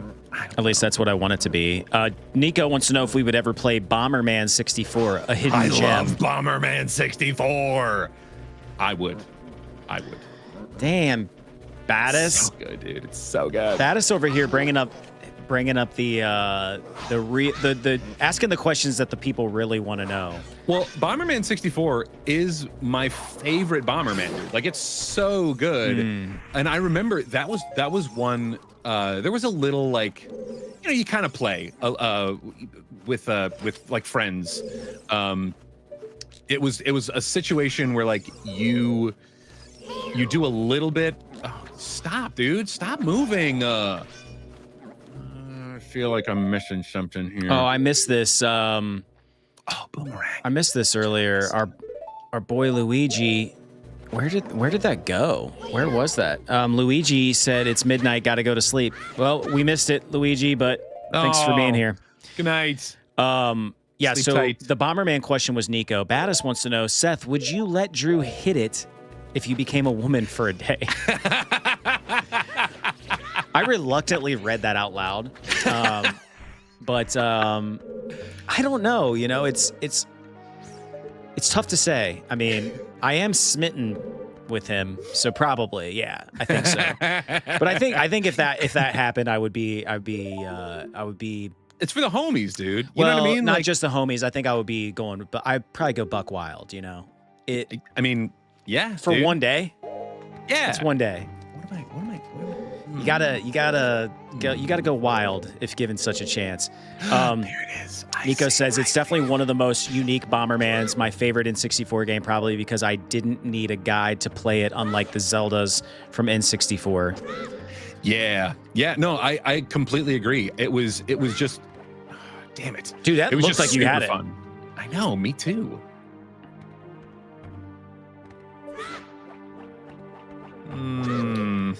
I just got like that. I just got weird from that question. Like I played that scenario out in my mind. The awkwardness that would ensue afterwards. I just don't think it'd be worth it, Battis.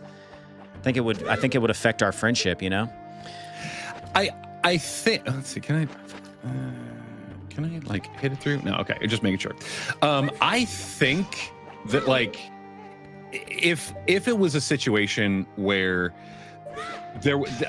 one of us looked completely different, you know what I mean? Like, I don't know if, or maybe it's, there we go. Yeah, like you like Drew couldn't look like his sister, kind of a situation. I didn't even have a sister. Right. But yeah. But what I imagine your sister would have that, like, even if she was like this bombshell, she would still have like that little hint of you in her face. You know what I'm saying? Yeah. That is total mind freak like levels, man. Like that. I've never like. Oh, what the heck, dude? I don't know what that is, but it's creeping me out. Oh God. Yeah, I've never had that experience where it's like, oh, I look just like my brother. Like, oh, you're dating the brother, dude. That's what you're doing. Oh, you fell. And then I straight up committed, dude. I straight up committed. Too good. Nico said with Deku chest with shield chest literally needed. I didn't even know that was a thing. A Deku shield chest. Chest shield. Oh my God! Come on, Bruh. Come on! What am I doing? What am I doing? Yo, listen. While Drew struggles through this, help us hit 2,000 subscribers. We're like 27 away. So be part of the first 2,000 subscribers of this channel. Hit the subscribe button. Thank you in advance. It is the best way to support us as we go through this Ocarina of Time journey, and then subsequently play more Nintendo games. We got Pons. What am I missing I'm here, just gonna guys? call you Pons. Ooh, Ocarina of Time, so nostalgic. I think so, Pons. Thanks for being here. We really appreciate you. Appreciate you. That's a little inside joke. Appreciate you. God, I hope he watches this someday. I hope he finds this by accident. Dude. God, it hits his For You page, and he's like, calls me up and goes, "Hey, Red, so I saw you on the internet." That would be the greatest day of my life, for real. It would be, man. What was y'all's first console, Unc, Seth, and Drew? You already know who that's coming from, Battis. Yeah. You go first, Unc, Drew. So family console, it was old school Nintendo. Personal, like my own, like it was mine. Like it was specifically for me, Nintendo 64. That's why I am so nostalgic for it. Oh, I see. I get it now. I'm the idiot. Oh, because you didn't have the eye. You didn't have the eye on or whatever. Well, no. It was matching my freak, essentially. Ooh. And, dang, son. Oh, dude, I thought you were toast right there. I thought so too. Oh, no. And you are toast. God. Jeez Louise. Battis, my first console, okay.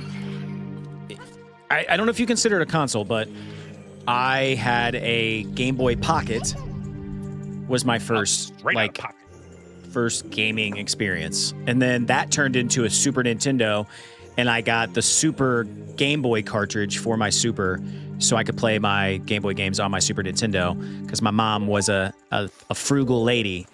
She wanted me to be able to use all those games when I got the new console. So, like, Super Nintendo is my bag. I love N64 as well, but I would argue, hot take potentially, but I think there's more beloved classic titles on the SNES than there are for the N64. I think there's way more games. I think, yeah, probably, and it's mainly because there's just more, Yeah, I wonder why that is. Like, why did they make less N64 games? Do you think it was like harder to develop? And I gotta mute for 1 second. Yeah, oh crap.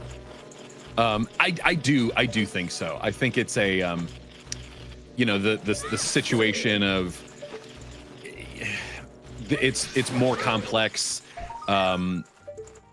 There's extra jazz that has to go into something like that. That's a 3D title, and why else would dude? Boomerang, bro, Boomerang. Why if you're doing like old school stuff, it's so much easier, dude. It's so much anybody could do it. Anybody could do it. I want to know, okay, Battis brings up a good point.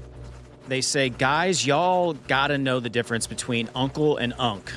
Yeah. Educate us. I don't. Educate. Oh. I thought you were just calling us old, but like in like a cool way. So correct me if I'm wrong, but unk is I don't want to say it's a derogatory term because that's kind of what I took it as, but it was funny. Anything can be taken anyway. But yeah, unk is very much like a you're old, you're trying to be hip. Yeah, that kind of vibe. I took it more as like you were calling us boomers, but in the nicest way possible. But it's like the new form. Yeah, kinda. And I don't know how to take this response, Battis. It said simple. Unk is disrespectful, and uncle I use for cool older people. So this whole time you've been disrespecting us while simultaneously talking with us? That's all right, man. I know that I'm, out of my prime and out of my depth, especially being on the internet, But the thing is, thankfully, I'm playing a game that is also, you could classify it as unk status. You know what? And that's why we don't play newer games because... Oh, you called us uncles. You're right. I thought... But you've been using both, so... There have been others that have been using both, so... And again, a lot of these words mean different things to different people. I took no disrespect, though, at all in good fun. I mean, like... The term weeb and otaku have derogatory connotations to them, but I wear them as a badge of pride. I thought I forgot. Well, John says back to any SNES before I lose this really quick. John says having both, I think the SNES is also more loved than the NES, and I would agree with that as well. Yeah. Oh, absolutely. Oh, see, okay, that's the difference. I want to clarify because Drew's not reading the chat. I'm reading it aloud to him. Battis said, I used unk at first, but you turned out to be nice people. See, that's cool. We appreciate you, Battis, and you've brought a lot of fun to the chat this morning. Seth got to get new glasses. All right. Okay. What do you suggest, Battis? They are giving Dahmer vibes, if I'm being honest. Dude, listen, we gotta stand out somehow. I don't know. Like, yeah, it's true. It's not as prominent now because I'm kind of growing it out. I was going a little mustache Mario there for a second. I was trying that out. Sure. Honestly, I was thinking about getting new glasses, not because you said so, Battis, but I was gonna get bigger glasses. Like I want large. I want those like you saw a picture of your dad in the '80s vibe. Oh, man. That's what I was gonna try to go for with the next set. Yeah, I think that I think they'd be all right, man. There is a fine line though. There's a fine line between like something that's been thrifted that's actually like really cool looking, really good looking, and just you're trying too hard. And it's like been recreated from the thrifted dude. item. Like, if you're getting that crap at like Target, like get the F out of here with that nonsense. But if you're like snagging it at a I don't know, like a freaking, I don't even know what I'm trying to say. Like a thrift store or something, which why would you get glasses at a thrift store? Ew, dude, there's ear cheese on them things. Nah, man, they wipe them down good, not. What do you mean by that, Battis? I need new lenses. Are you getting a glare? Is that what you mean by that? Yeah, maybe. I'm aware of that. We're a low budget operation here at NLN. This is true.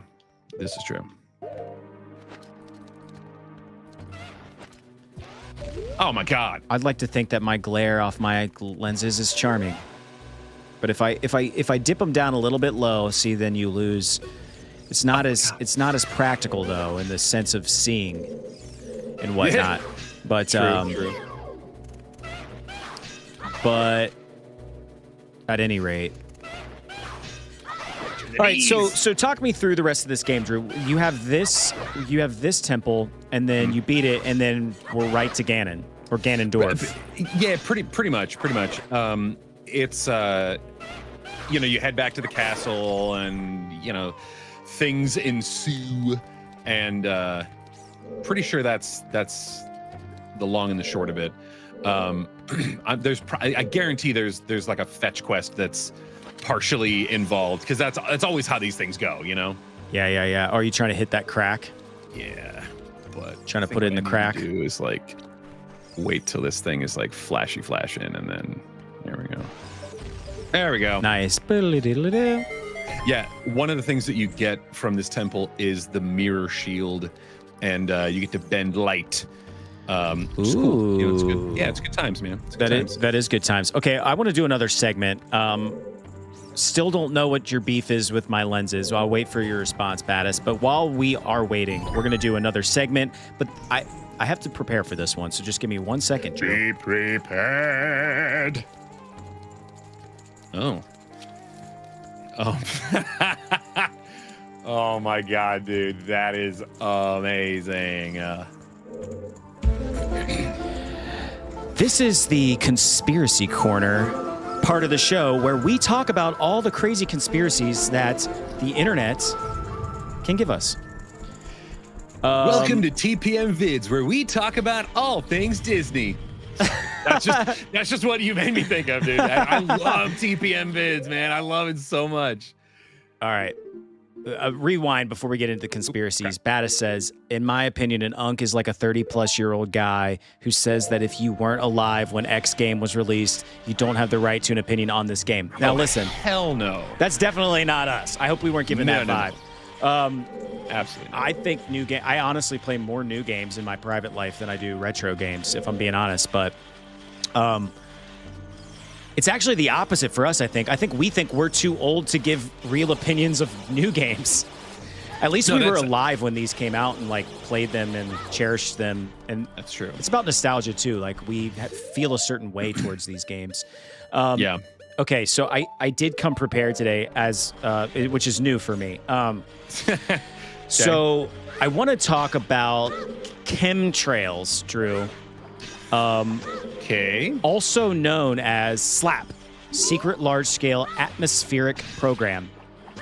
This theory alleges that water condensation trails from aircraft consist of chemical or biological agents or contain a supposedly toxic mix of aluminum, strontium, and barium under secret government policies.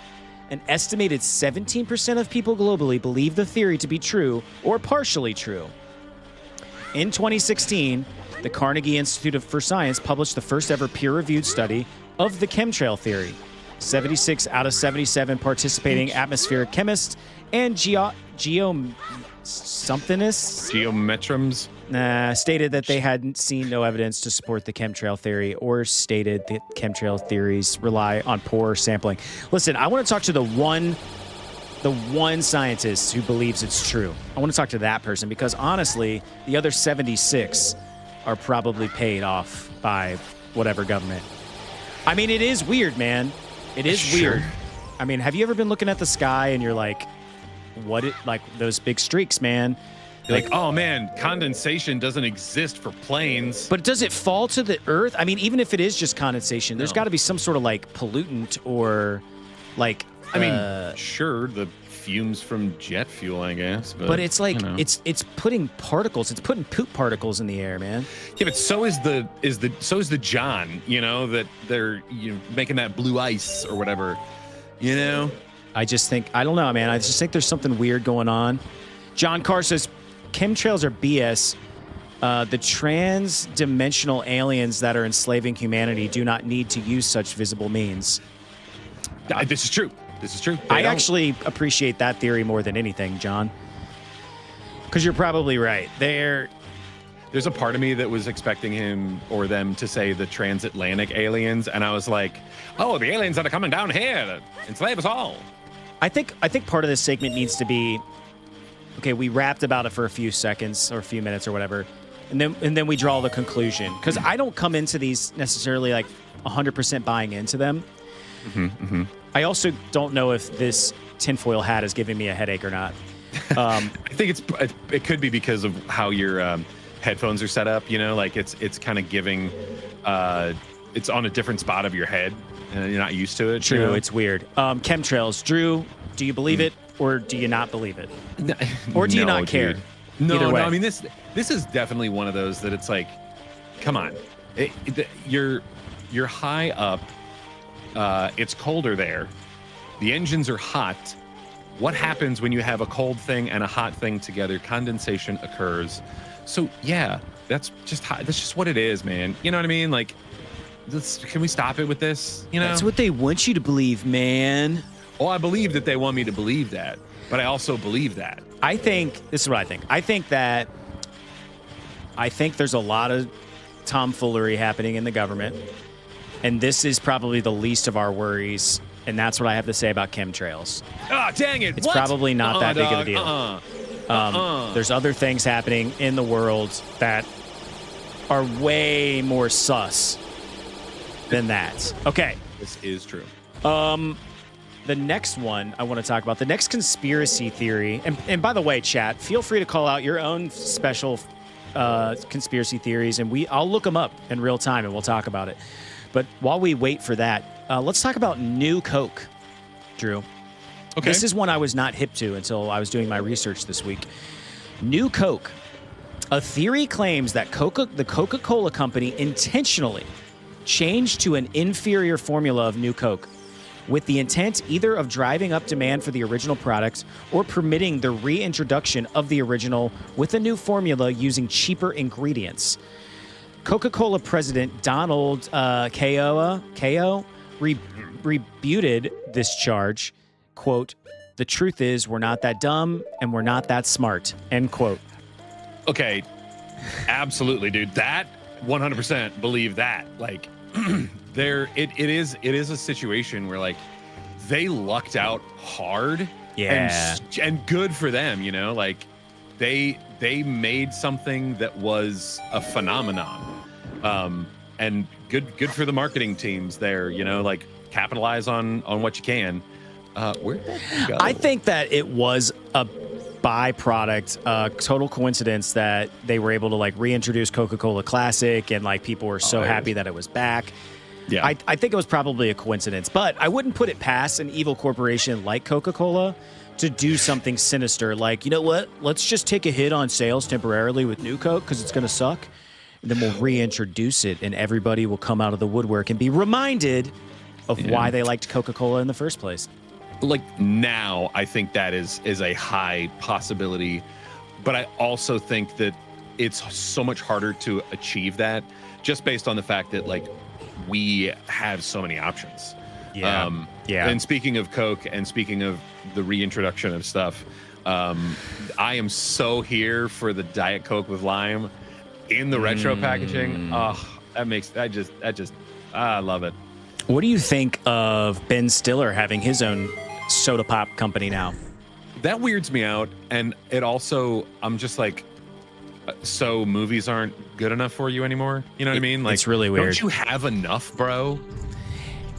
If it's good, that's a completely different story. If it's really good, then I'm here for it. I don't know, man. But I just don't know if it's going to be good. I don't even know who's going to try it, if I'm being honest. I guess enough people, but I don't know. I don't care about soda enough for that, but I thought that New Coke conspiracy theory was very interesting. Yeah, no, I get it, man. And of course, we don't have any. I can't believe the chat doesn't have any conspiracy theories that they want me to analyze for them, but I'm waiting. I'm still waiting. Another really good. There's obviously a lot of really controversial ones that I'm literally steering like miles clear of because I don't. That's not what this channel is about. But there's some fun ones, and one that I think is on brand. Before we ultimately talk about aliens, is I just gotta find it super deep in the conspiracy theory Wikipedia. Where the F is it, dude? I'm getting like... Oh, here it is. The dead internet theory. Are you familiar with this, Drew? Maybe? The dead internet theory is the belief that the modern internet is almost entirely populated by bots and procedurally generated content. Yeah. And okay. I'm a believer in this. Like, it makes a lot of sense. So to give it a little bit more context while you fight this guy, because I know you're in the zone. The dead internet theory is a conspiracy theory which asserts that around 2016, the internet has consisted mainly of bot activity and automatically generated content manipulated by algorithmic curation as part of a coordinated and international effort to control the population and minimize organic human activity. Social bots have created intentionally to help manipulate algorithms and boost search results in order to manipulate consumers, etc., etc., etc.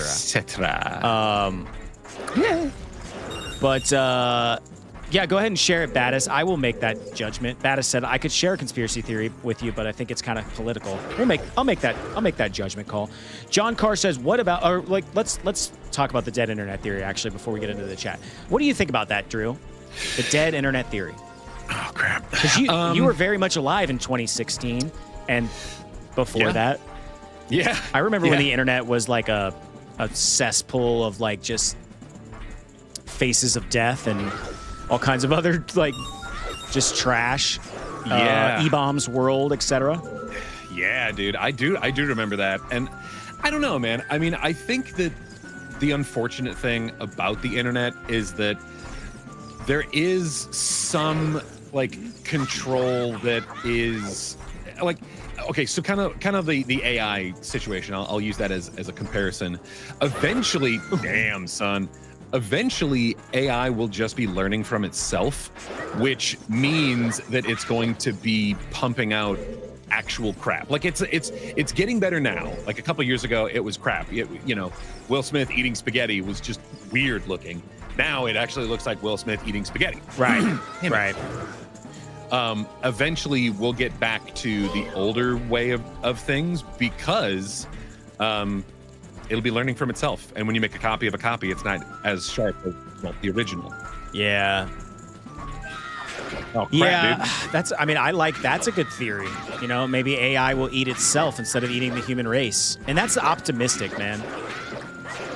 That's optimistic. No, I think so. That is my that is my for real hope though. Like seriously, you know. Oh my god, dude. Wow, dude. He is on me, dude. He's powerful, bro. This dude is ready to murder a child. Like, what is wrong with you? I always forget you have these fairies. Yeah. Yeah, I think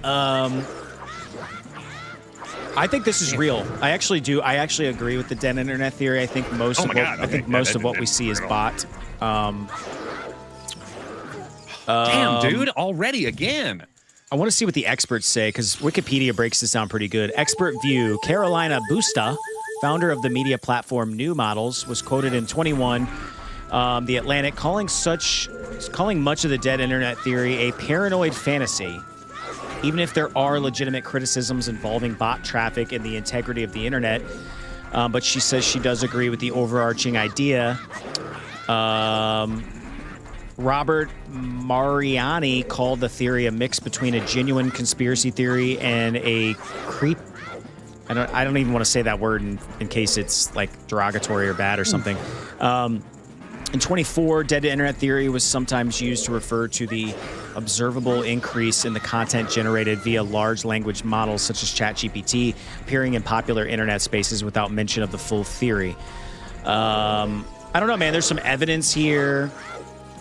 Again, I'm not exactly ready to die on this hill, but it's interesting to think about, and I think should be taken into consideration when reading things, especially news and things like that. All right, hang on.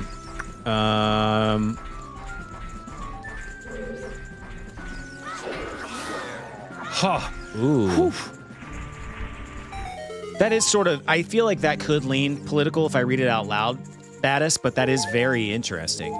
That's something I hadn't heard about. Very interesting. I will be left in the dark. Yeah. Drew will never know. John Carr, what about the death and resurrection of the McRib? Is that? I'm gonna bite on this one. Pun intended. The death and resurrection of the McRib. Is that a real thing? I really hope this is real.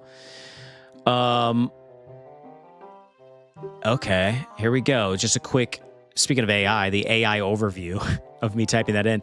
The death and resurrection of the McRib refers to its reoccurring limited time status and marketing strategy that involves the sandwich being temporarily removed from menus and then brought back, often with a farewell tour that is followed by a comeback. This cycle of temporary removal and return has made the McRib a highly anticipated, popular item, with its comeback garbage in November, December 24 being its latest return. Dude, I like the McRib. I'm not gonna lie. Awful, dude. It's like the consistency, like the texture. It's rubbery. It's paste and rubber. It's so weird, dude. It's like it's so gross. And this is going to be some controversial, like, mic drop moment. McDonald's barbecue sauce is the worst barbecue sauce on the planet. It's disgusting. It's awful. Disgusting. We won't get into that. Battis says, what about the death and resurrection of Jesus? Yeah. Is Jesus the McRib? Inquiring minds want to know. Yeah. I don't know though. I buy into the hype though. What I like about the McRib is not even necessarily, I guess, and you could argue you could put this on any sandwich. I like the raw onion. I like raw onion on that sandwich. Yeah, no, I get that. I mean, there's raw Pickles onion on and raw onion.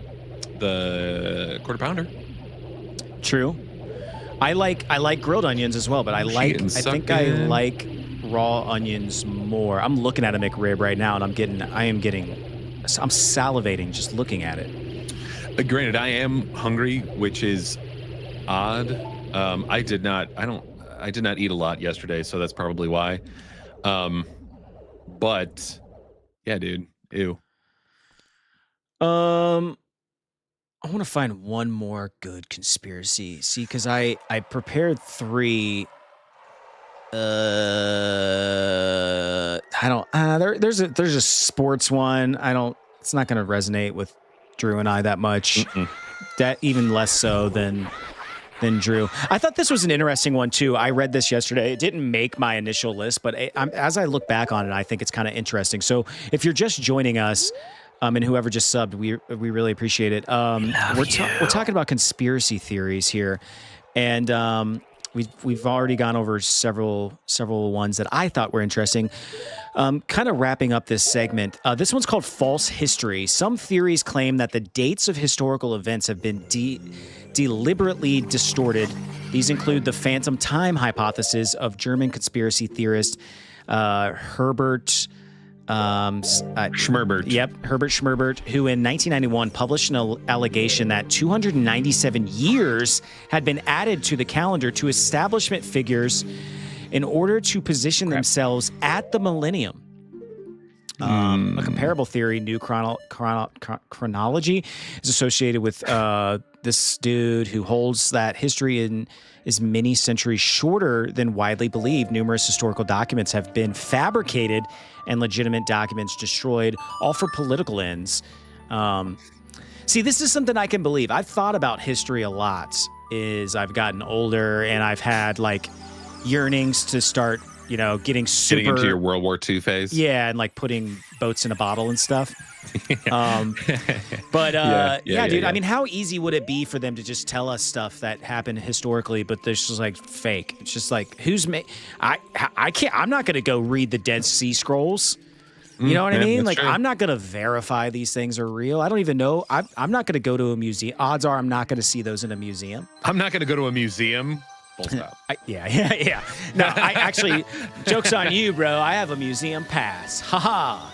That's because you got children. But yeah, it's really for the children's museum. You take your kids to the museum, right? You don't just go yourself. Oh yeah, but I would like to just go myself one time, like just date night with the wife. Like, hey, you want to go like to the museum and see the train exhibit?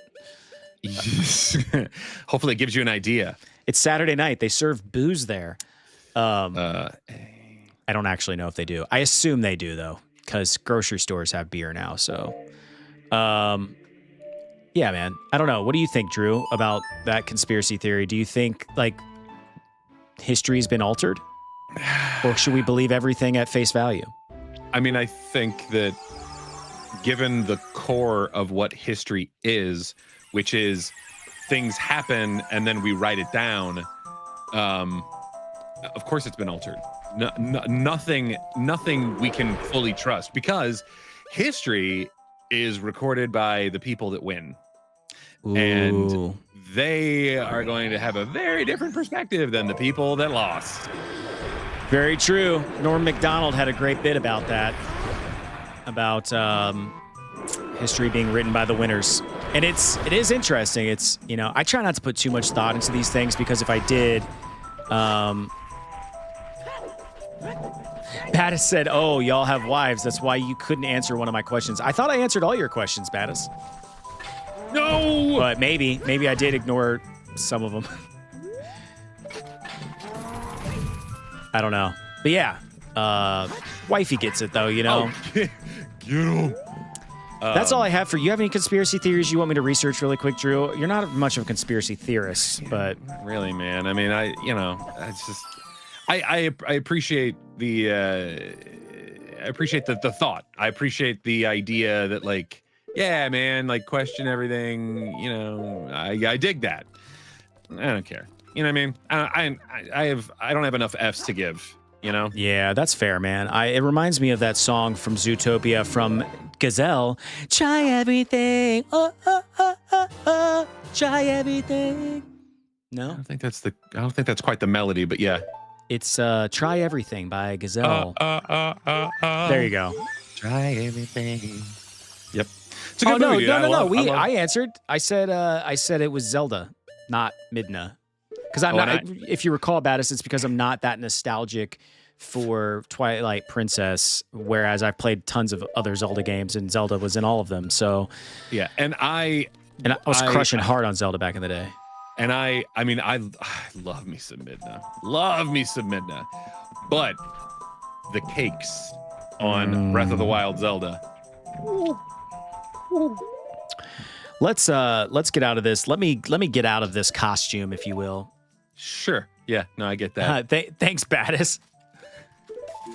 All right. Now let's. Oop! Crap. One more. There we go. All right. I still need 2 Skulltulas. A down. A. All right. Let's do something new. Let's do a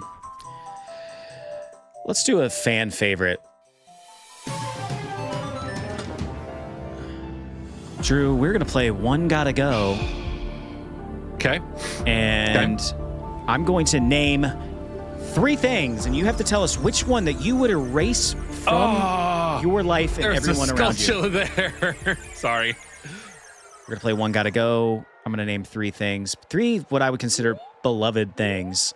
And Okay. you gotta choose which one's gotta go. Feel free to call out your own One Gotta Go in the chat. Okay, let's talk about horror icons. Freddy, Jason, or Michael Myers. One gotta go, Drew. Freddy, This is tough. Jason, or Michael Myers. One gotta go. You know, I love Freddy. It's such a good character, and I like the guy too. He's a good dude. Oh crap! Damn it. I like the guy. I forget his I like name. him. Yeah, but he's done other stuff, and he's always down to like kind of riff on himself as that character. So I'm always here for it, you know. So it's between Jason and Michael Myers. I like Jason more, man. I'm not a Mike Myers fan. I mean, I am, but when he's in Austin Powers, you know, like that's my Mike Myers, you know. Wow. Did I get another heart? Did I just get another heart? Oh my god, I just got another heart. I would choose. Oh man, I would probably choose Jason to be honest, because I want to like Freddy. I think I've seen Nightmare on Elm Street less than the other 2 properties, but I like it a lot in theory. For me, Dude, Johnny Depp getting sucked into a bed, like that's cool, man. Yeah. That's some cool stuff, bro. Yeah, Michael Myers for me, I just love the OG Halloween music is really good. Like it's simple. It's got some synthesizer in there. I like it, dude. I like it a lot. I'm not going to backpedal, but I did forget about the fact that like Jason's not in the first movie. Like it's not him. It's Yeah. Mrs. Voorhees. That's the killer. So like, at least Mike Myers is consistent. You know. Well, yeah, and he's actually, I mean, he's in the second one, but he wears like a burlap sack. He doesn't have like he doesn't have the icon. Yeah. Yeah. And so, yeah, those movies are less nostalgic for me. Pause this for a second because Baddest210 wants to know, Drew, I see you like Fallout. Have you played all of them? Okay, I have played 1, 3, 4, and only a little bit of New Vegas. My plan was actually to I'm running out of time. I was going to play New Vegas before the show came out. I still plan on doing that. The only one that I haven't played is 2. And that is lack of trying, because 1 was really difficult and it was very hard to operate. I was also playing it on the Steam Deck because I don't have a PC, and that was really the only way I could play it. So it was hard to like map my way through the world. It's hard to get it. That's a weird, on that small screen, that's a hard game to play, I feel like, on the Steam Deck. Yeah, those top-down, dude. tiny little figure type games, like old WoW and stuff like that. Yeah, exactly. One second. Damn it, dude. What's he doing? What's he doing over there? Okay, so of course, I picked the one moment where I'm gonna get my Achilles tendon sliced, and I didn't even need to take him out. Dude, I'm maybe I did. Baddest says, hang on one second. What is up with you, dude? Are you like having a coughing fit? No, setting up the Switch for my youngest. He's playing a little Go Pikachu on the Switch, and he needed me to set it up. Let's go, Pikachu. Wow, John Carr says, why am I not getting the Fallout New Vegas, then Fallout 1, then Fallout 2, then Fallout 4, potentially poisoned by nostalgia.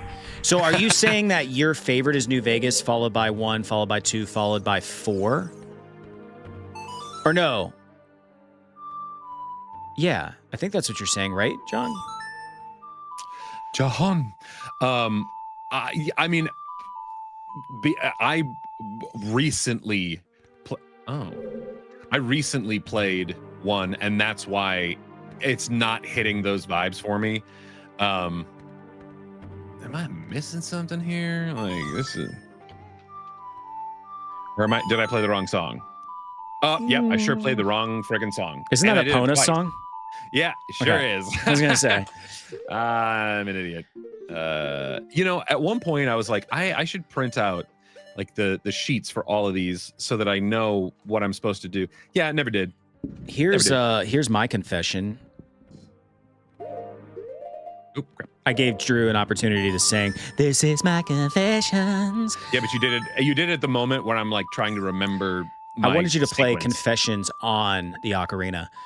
My confession is the only Fallout game I've ever played is 4. Yep. That's it. That's the only one. That's the only one I've played. That's okay. I mean, 3.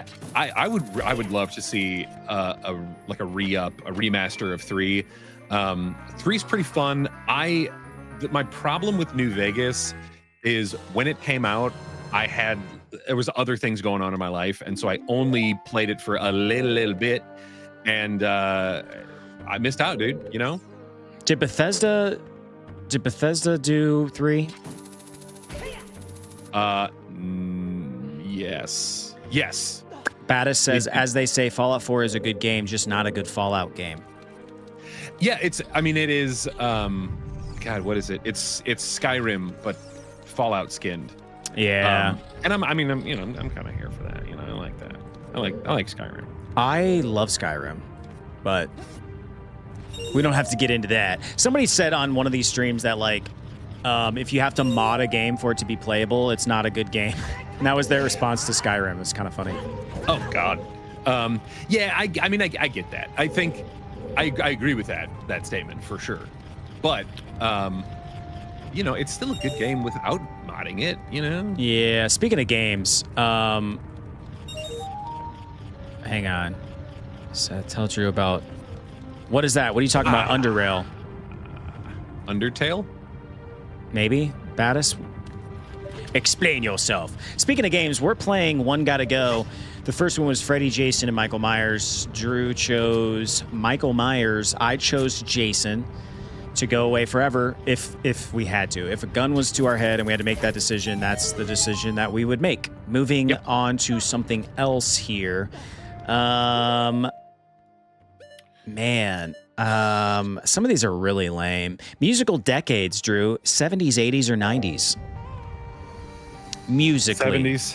Yeah. I mean, and that's nostalgia only, you know. Underrail was hard as nails. Are you just trying to get me to read stuff?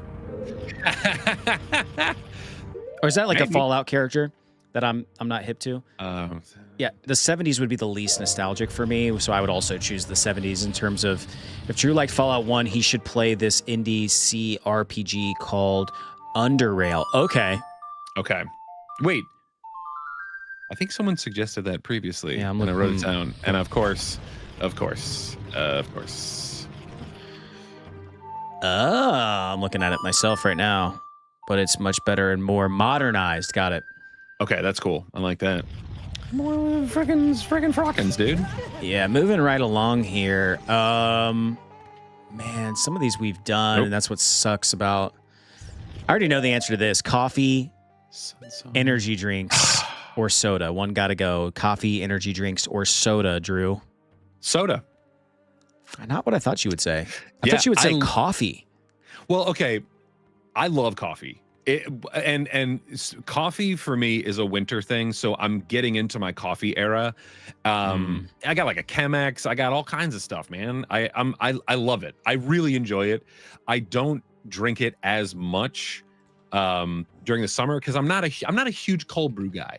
I like it, but I'm not. If I'm going to drink something cold, I want bubbles. So that's where I go energy drink. You have a Chemex? Yeah, is that just a drip? Is that a drip coffee maker?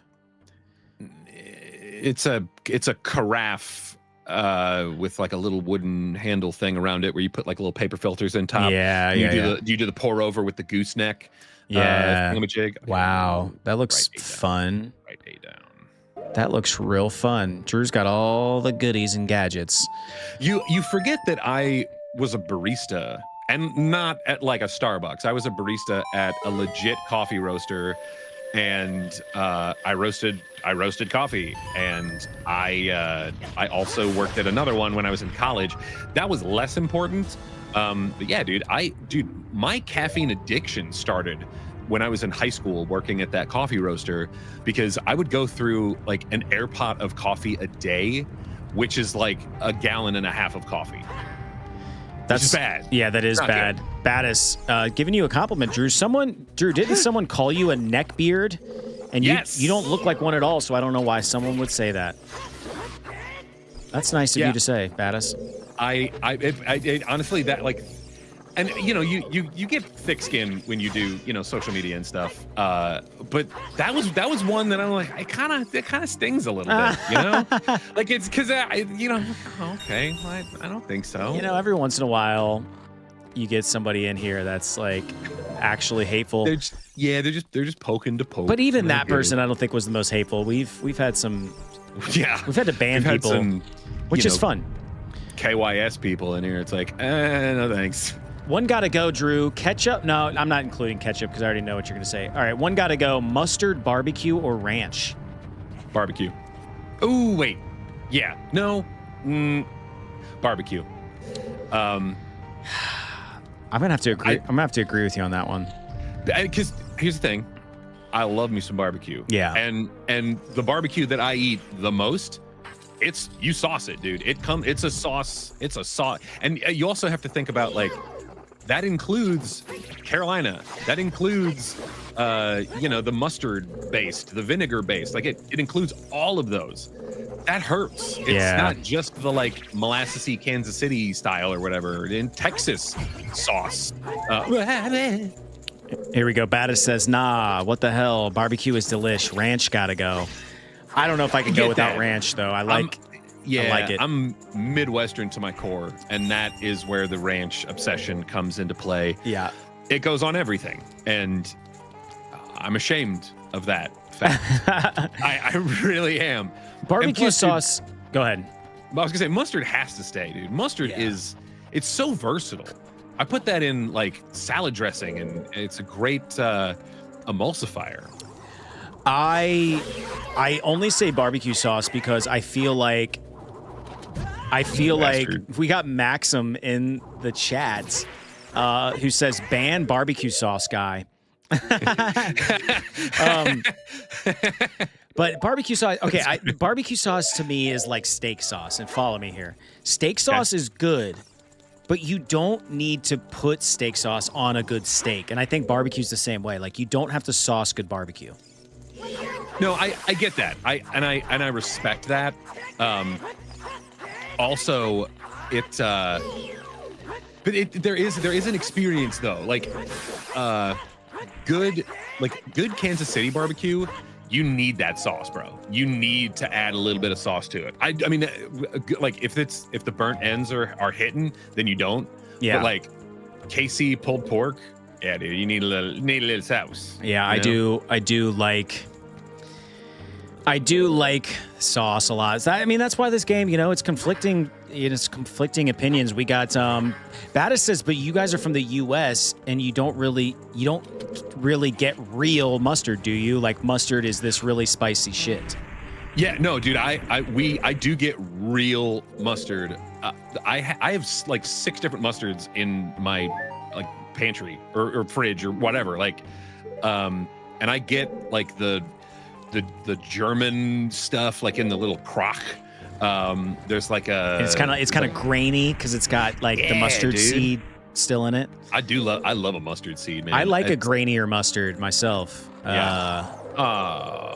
It's so funny whenever we talk about food, the chat lights up. So. Well, so do I. Mundo do Luigi game. Hi, my name is Mundo do Luigi. Hello, Luigi. Battis says, and you get this yellow stuff with food dye, and it probably doesn't taste like anything like that. Yeah. So like the French's or the American mustard. Yeah. Like, I have that, but it is not my favorite mustard. It's good for like using to lather up stuff. That's a little weird. It's good for like a marinade. Yeah, you know what I mean. I use it on pork butts to get like my rub to stick. Yes, it's a binding agent, if you will. John says, aren't there a few types of barbecue sauce? Are you talking about the tomato variety? In the sense of the game, one gotta go. I'm talking all barbecue sauces. I'm talking they all gotta go if that's what you choose. So yeah, it's the tomato variety. It's all. Grainier mustards aren't as spicy though. Yeah, you're right. That's true. Battis. But I do love like a horseradish mustard. I like a spicy brown. That's usually, if I'm going like a quick hot dog, spicy brown's usually my go-to. It's just so good, dude. Yeah, for sure. Anthony in the chat, welcome Anthony. Might have the best comments of the day. They simply said, "I farted." Thank you. Good, dude. Very nice. Let it out. Farted from all of this food talk. I'm gonna fart a lot later, depending on what I consume. Mundo do Luigi. You are from Brazil, I think is what that means. Brazil. Welcome from Brazil. A lot of international folks in our live stream because we live stream on the stream so earlier side of things. It's a Seth choice. Yeah, I'm an early bird, and I like it. I'm a night owl. So much so that last night I went to sleep. I fell asleep around 2 a.m. I'm on Central Time, which probably means nothing to most of you, which means I'm an hour behind Seth. So I was up at 5:54 this morning. So that is like 3 hours. Not great. Yeah, that is not great. You might as well have just stayed awake at that point. I really considered it. Okay, let's move on from I'm glad I made that. mustard, barbecue, or ranch. Okay, that's just my automatic. Man, toys. Like, insectatory? No, not those kinds of toys. You. I know, I'm a You pervert. twat.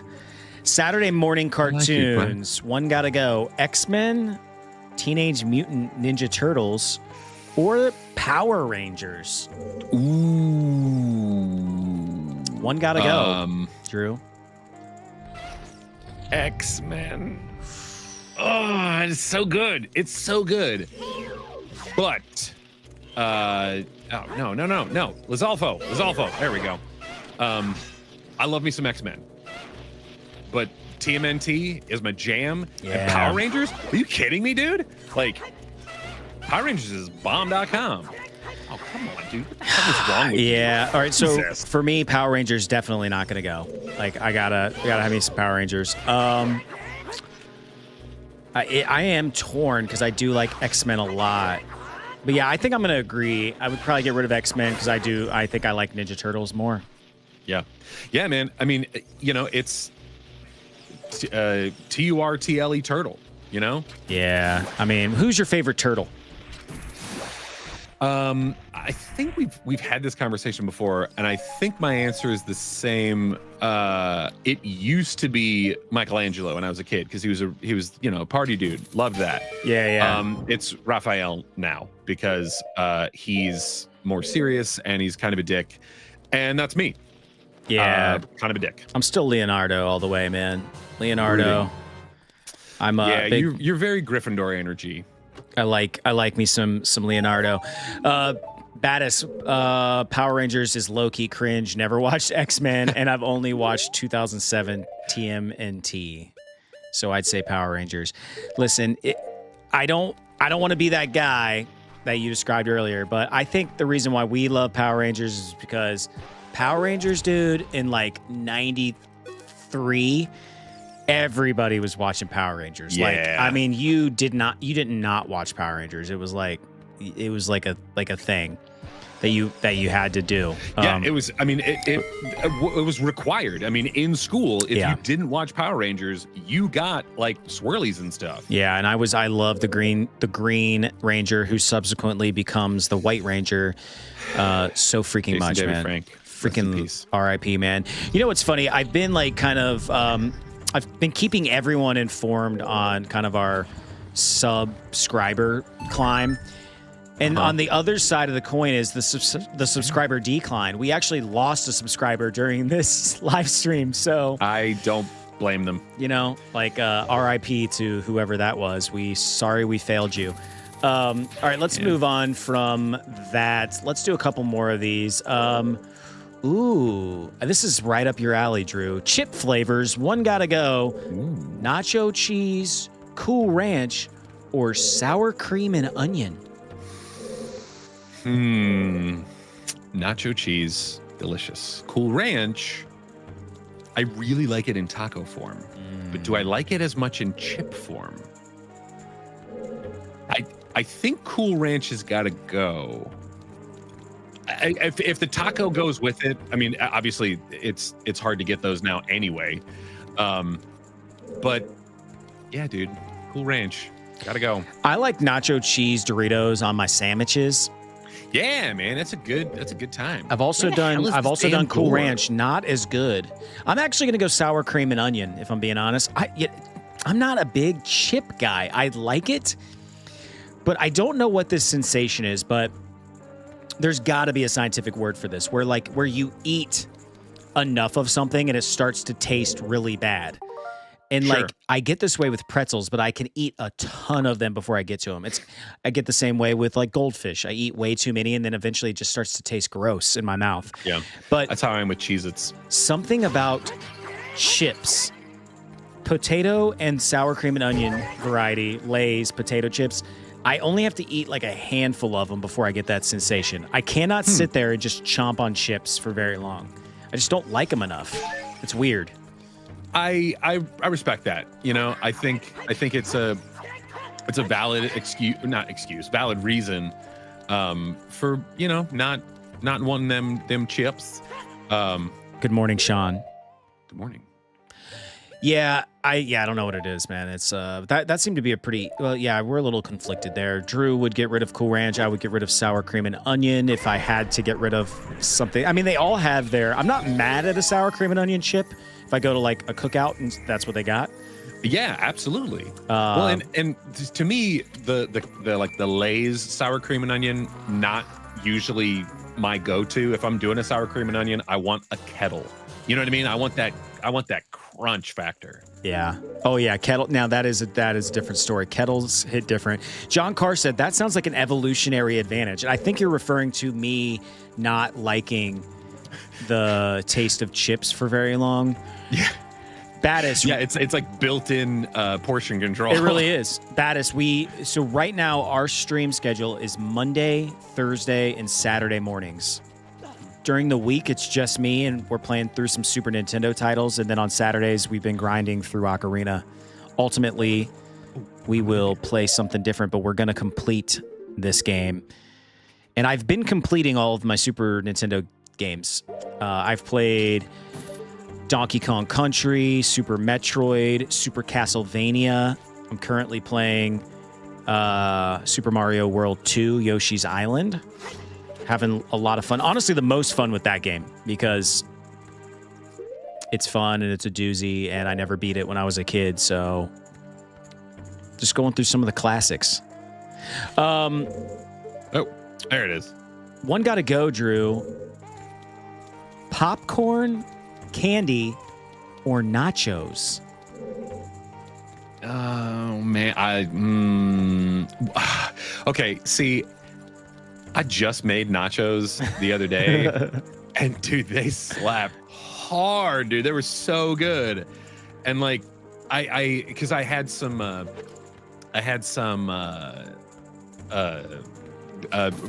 burnt ends or whatever, and I was like, oh, you know what I'm gonna do? I'm gonna make some barbecue nachos, just trying to get rid of some stuff in the house, and damn, dude, it was so good. But I'm a candy fiend, bro. And popcorn, like popcorn is the whole reason why I lost a bunch of weight. So like I can't get rid of that. So nachos gotta go, dude. Bro. Scroll over to the right really quick. Keep going. Keep going. Yeah. Pam and her Pam Pams. Yeah. Can you? Yep. Right in the nipple. Baddis says candy because they prefer sweet and savory. Popcorn can be okay, but I prefer savory food, and you see popcorn can be both sweet and savory. Yes, and that's the thing. Kettle corn, so good. And then Melissa's makes like spicy, like pepper popcorn or whatever. And the jalapeno lime is my favorite. But their kettle is also really, really good. I love jalapeno and lime. Yeah, candy would have to go for me. I try to stay away from candy as much as possible. Although I had a payday the other day and it was delicious. Love me a payday. It's been a hot minute since I've had a payday, dude. But yeah. When's the last time you had a Baby Ruth? God, like a decade. I don't know, man. It's been for. I love Baby Ruth. I love a Baby Ruth. But I try to stay away from candy, like I said. So I would get rid of candy. No, I get that. Yeah. One got to go, Drew. Nickelodeon, Cartoon Network, or Disney Channel? I knew you'd say Disney Channel. Yeah. I was not a Disney Channel kid, man. I just wasn't. And, dude, Nickelodeon, Cartoon Network. It's my childhood, bro. Same, Baddis. Yeah, I guess I would ixnay Disney Channel out of necessity, but I watched a ton of Disney Channel as a kid. Disney Channel. Cartoon Network, though. I mean, I couldn't get rid of that. Like Dexter's Modern Lab, Dexter's Laboratory, Ed, Edd n Eddy. Yeah, man. I wanted Jawbreakers so bad because of that show. Never lived up to the hype. Baddis is getting rid of Nickelodeon. Are we talking about the same Nickelodeon, though, Baddis? I'm talking about, Hey Arnold. Talking about and like Doug. Rugrats and Rocko's Modern Life and Angry Beavers. Rocket Power. Rocket Power. Did you already say All Real Monsters? No, but All Real Monsters. Another goodie. All Real Monsters. Yeah, Nickelodeon's Wild Thornberries, bro. Oh my, Nigel Thornberry. Nigel Thornberry. And the chick, I think, was Lacey Chavert, who was the original voice of Meg on Family Guy, and then left, I think, to do Wild Thornberries. That did not play out as well for her as it did for Mila Kunis, who is still raking in the bucks, being the voice of Meg, the whipping child on Family Guy. Yeah, 100%. Battis, I keep forgetting you're a young buck. Battis says, I'm 18 years old, so it's Loud House and shit for me. I get that, though. That's very different. That is very different. Yeah, Nickelodeon is not as good now. Cartoon Network, I mean, they've had some slips. Didn't they just shut down? Or is that a different network? Okay, no, yeah. they Cartoon Network Animation Studios is completely gone. Sad, bro. One gotta go, Drew. Free time, money, or fame? That is, ooh, dude.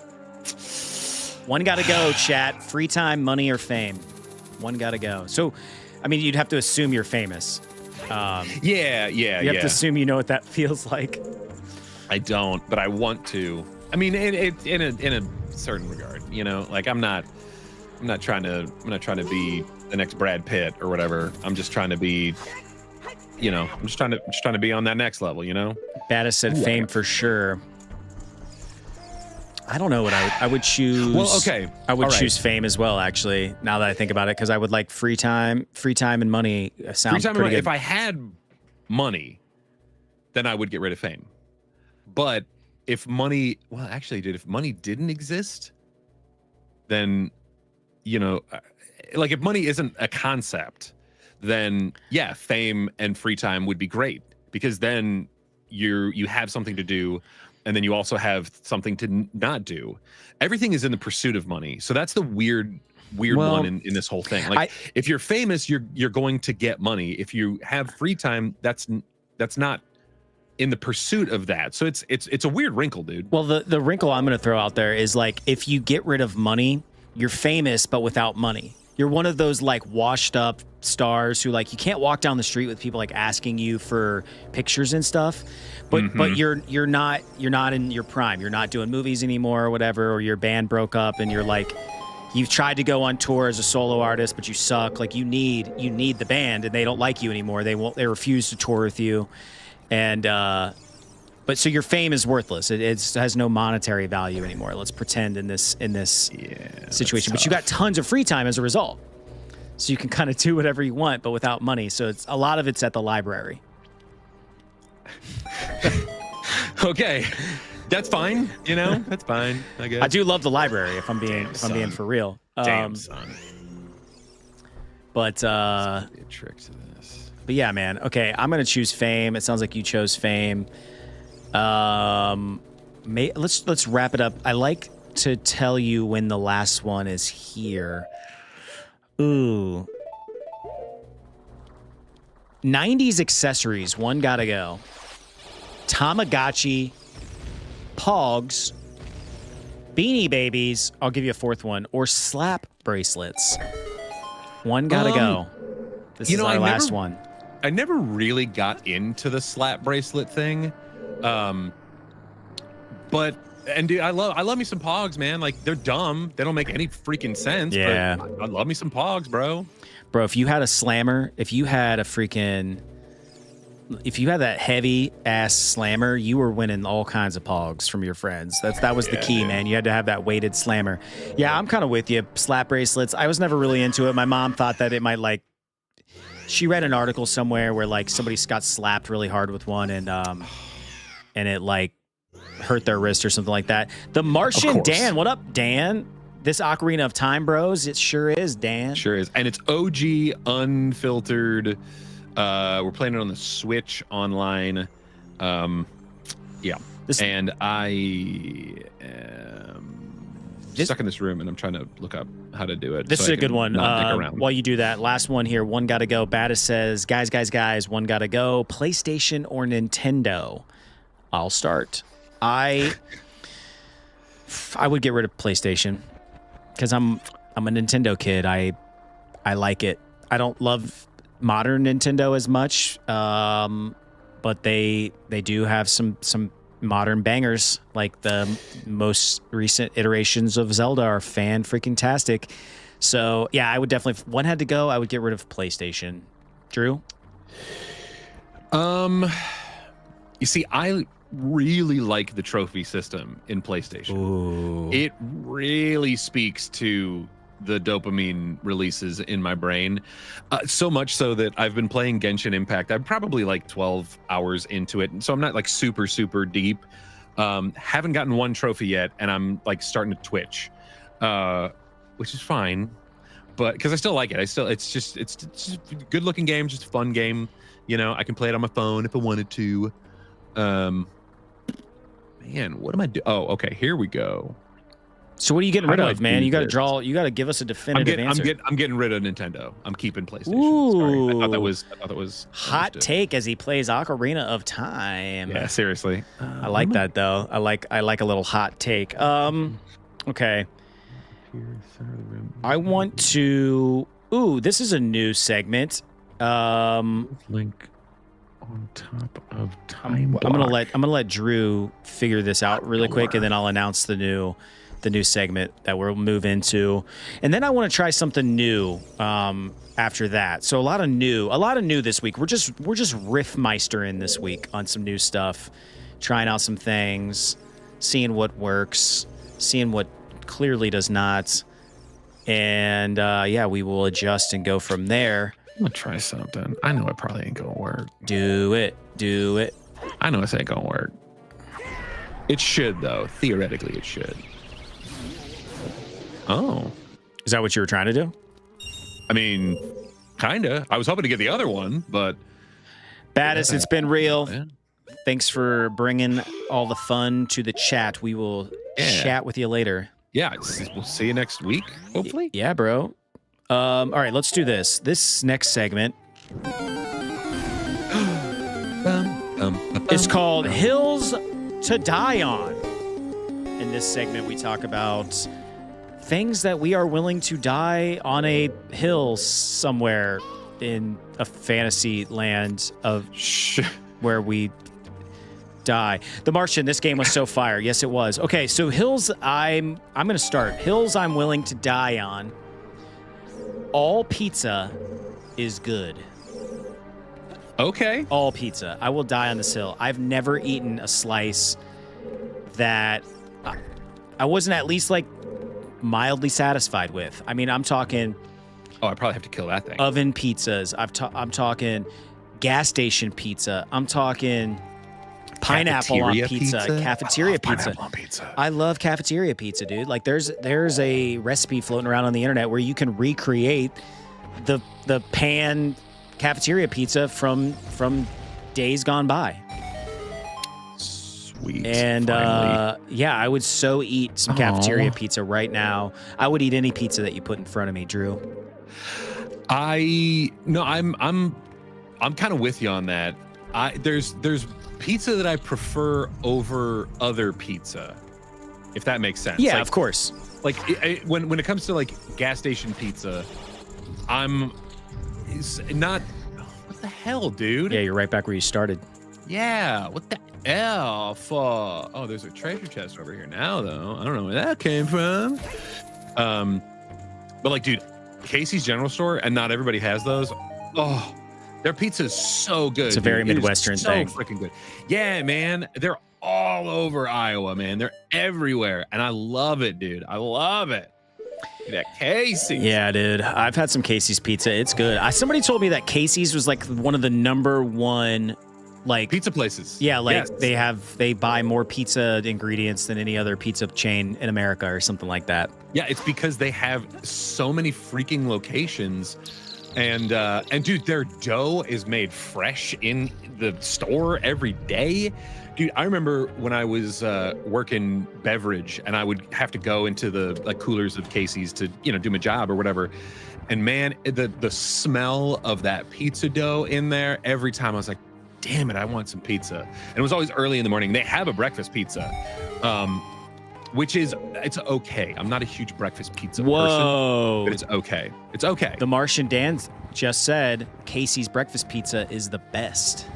If I'm gonna get breakfast stuff like that, it's a burrito form. That's my preferred vehicle. I do like a breakfast burrito. That said, I do love their taco pizza. That is my toxic trait. Oh my god. Yeah, I haven't had enough. Casey's pizza, but did I say John Carr said Casey's is top tier? I think we got a consensus here that Casey's pizza is delicious. And my argument, that the hill I'm willing to die on in this segment, is that all pizza's great. All pizza's good. I like pizza so much. I know it's just such a generic ass answer, but it's my favorite food. I love it. Sure. No, I'm right there with you, man. On the same in the same vein, I think all coffee is good. Like, ooh, like I'm not disagree. I'm not a snob about it. Like it's not. Dude, have you had Dunkin' Donuts? It's fine. It's fine. If you brought me a Dunkin', I'd be like, hey, thanks for the free coffee. Like, I wouldn't be upset that you brought me Dunkin' versus Starbucks versus. But dude, I've had like really crappy coffee and been like fine with drinking it. It's just I've had instant coffee and I wasn't mad about it. Like it's just. Okay, dude, I actually did. I got paid to write a blog post for this coffee company, and they have an amazing instant coffee. So much so that like they gave me some for free, of course, but it was so good that I actually bought some outside of it. So good, such a good company, good values. I forget the name, but I'll post it in our Discord when I remember it because I have it in my pantry. So good though, dude. So good. Your pan in your pantry. Pantry. John said the Casey's near me serves pepperoni at 6 a.m. God bless them. Yes, dude. Yes. Dan the Martian, roll the pizza up, make it a burrito. Trust me, it's the most amazing breakfast. And if anything ever. The next time, well, and here's the other problem too. I don't have it as often because I am not a breakfast person. I eat my first meal earliest I eat a meal is at noon, and that's gone at that point. So for you, I will probably be around a Casey's this week. I will go in, get me some breakfast pizza, and make an assessment. Yeah, absolutely. Yeah. Bring that back to the next stream and let us know like what is your assessment. Trying to find somebody who's live playing Ocarina of Time right now, same as us, and it's hard to find, dude. I think when you get on YouTube and you're like trying to peruse YouTube, I think you should be able to like go into live and then select gaming, and it's not set up like that. Yeah. What's a hill that you're willing to die on, Drew? Anything in particular? Well, I mean that pineapple belongs on pizza. I will go into that like it, and if there are people out there, I know I'm kind of talking out of both sides of my mouth because I hate it on people who like ketchup on their hot dog, and I clarified myself in our Discord where it's like it's not for me. Like I don't want to put ketchup on my hot dog. I don't think it belongs on there, but I want that like. I like a mustard, I like a relish, I like an onion, I like, bacon and cheese and mustard, whatever. It's just, I like different stuff. Oh, crap. Yeah, dude, if you're out here like hating on people for their pizza preferences, like get out of here with that. Even like, the Italians that are just like, no, you're ruining this thing. It's like, okay, but of course. Choke me, daddy. Sorry. Jeez. There we go.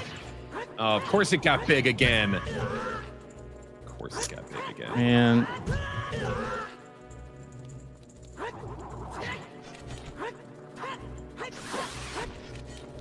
It got big again. Razu, what up? Razu says, hi, I'm back. You are indeed back, Razu. It's been a while. And yes, I agree with you, Drew. Oh, damn it. Also, yes, choking is good, Seth. What? What are we talking about? I'm getting choked out by an invisible hand. Oh, yeah.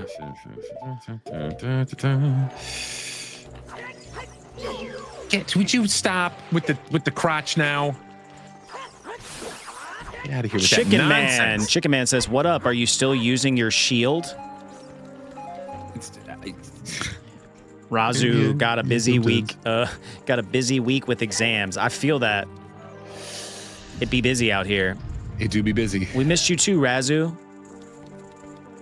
We missed you in the Discord, my dude. Yeah. I do apologize. I'm very intermittent in my popping ins, popping outs. It's just, sometimes it's just tough, man. It's tough to balance everything, especially while you're still trying to, make money moves and shit. Yeah. He's making money moves. Any other hills you're willing to die on? Chat, what are the hills you're willing to die on? Like, give us some subject matter here. Oh, here we go. What are you willing to, go to your death trying to defend,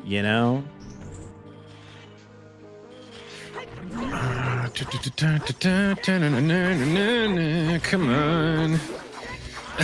Nope. Hopefully this doesn't. Yep, that screwed me. Of course. Totally fine. Everything's fine. Everything is fine. I'm trying to think of something else that a hill I'm willing to die on.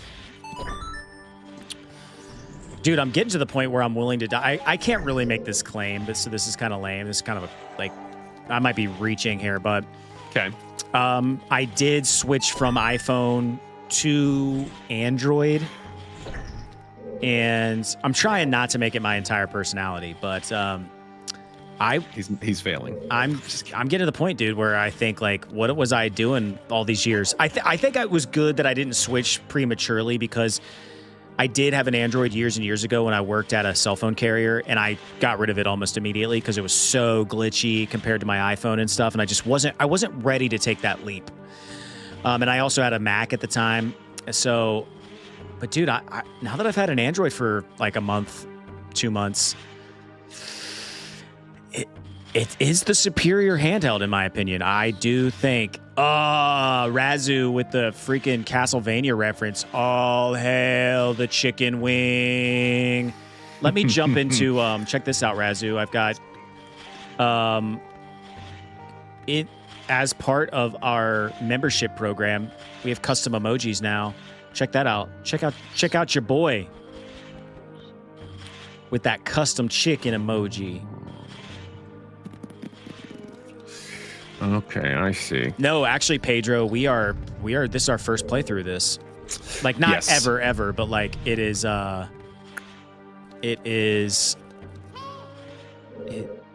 sorry, I'm reading through the chats here.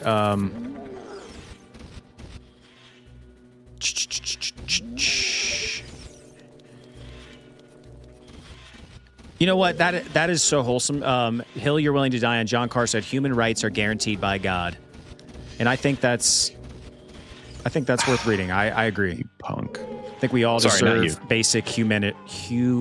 Humanums. We deserve. Everyone deserves to be treated with respect and with just basic humanity.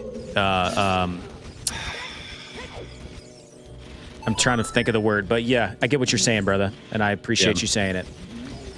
Come on, let me. Chicken Man said, "You die for your opinion on a cell phone." No, not really, but for the fun of the game, I'm just saying. I think I'm an Android guy now, over the iPhone. Maybe not a hill I'd be willing to die on. To your point, but ooh, you hear that was that? the first time I heard that. Yeah. That's awesome. M64, thanks for the sub. Yeah, Drew's been in the dark on that alert up until now. Ooh. The Martian Dan Ooh, says, boy. God is good all the time, Dan. Oh boy. Thank you for Oh boy. saying that. Oh boy. Oh boy. Razu with the emojis in the chat. Yeah, y'all. We're just playing some Ocarina of Time, talking about hills we'd be willing to die on. I said all pizza is good, all coffee is good. We've had some in the chat. Drew says pineapple belongs on pizza is a hill he's willing to die on. Absolutely, dude. So good. I think that's it. Unless anybody, I remember you mentioning being a Mac boy in previous Link game. Being a Mac dude is cool back then, they say. Referring to you, Drew. Drew's still a Mac dude. Yep. Still rocking the. I'm in a. I do this like program or whatever where like every 2 years you get a new MacBook, and that's just I've been doing it for a while. A lot of the Apple stuff, it's like I bought into the hype during its like Steve Jobs heyday, and it's kind of like I don't need to learn another like operating system or whatever, so I'm just like, screw it, you know. Why there's so many other things that I want to learn. Why would I like of course it's fine. Yeah. I got a theory in about it. I also think you don't use Windows a lot for work. Am I right? No, they gave me a Mac, so yeah. That's another thing. Like, there's no reason for me to use Windows. I haven't used it since like, I don't know, 9 or 10. That was my cheat code though. Like it sounds like, oh, I made this big leap and it was this crazy thing. No, dude, I used Windows for years at work before I ever got a gaming PC. Windows 11 isn't like crazy different versus Windows 10 versus Windows XP for that matter. So. Dude, XP was my jam though, dude. I loved me some Windows XP. Windows Vista can suck it, bro. Chicken Man said, "Good news. I don't think the shield works on this enemy anyway." Yeah, not a lot works with him. Troy says, "Out of the water temple now." GG. Yeah. What up, Troy? Yeah.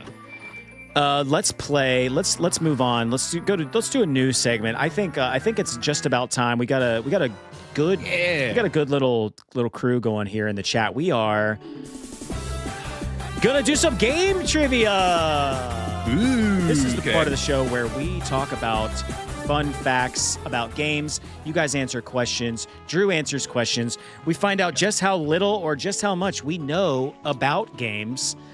And it's probably not as much as we think. I also have a backup in case this gets dull. We can also do some movie trivia if anybody wants to switch back and forth. We can also do that. This is really fun because water cooler trivia does something that I kind of appreciate.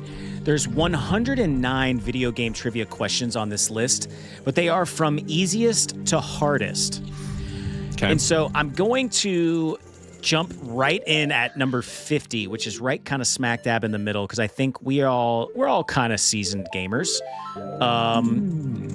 So I don't know, like maybe we'll know harder questions than easier questions. Harder than easier. All right, what? Dude, all right. This is question number 47. What fantasy kingdom is the main setting for the Legend of Zelda video game series? Come on, do better, water cooler trivia. New Jersey. Here's an. Yeah, we're gonna have to go kind of high up in this. Okay, this is more for the chat. Okay.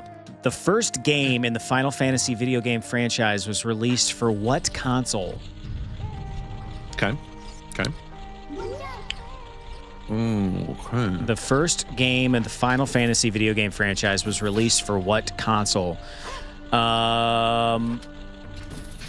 Just catching up with the chat while they commiserate here. Pedro said, "Name a Zelda game where Link is not blonde." It's the OG, isn't it? Oh, no. It's A Link to the Past. He had pink hair.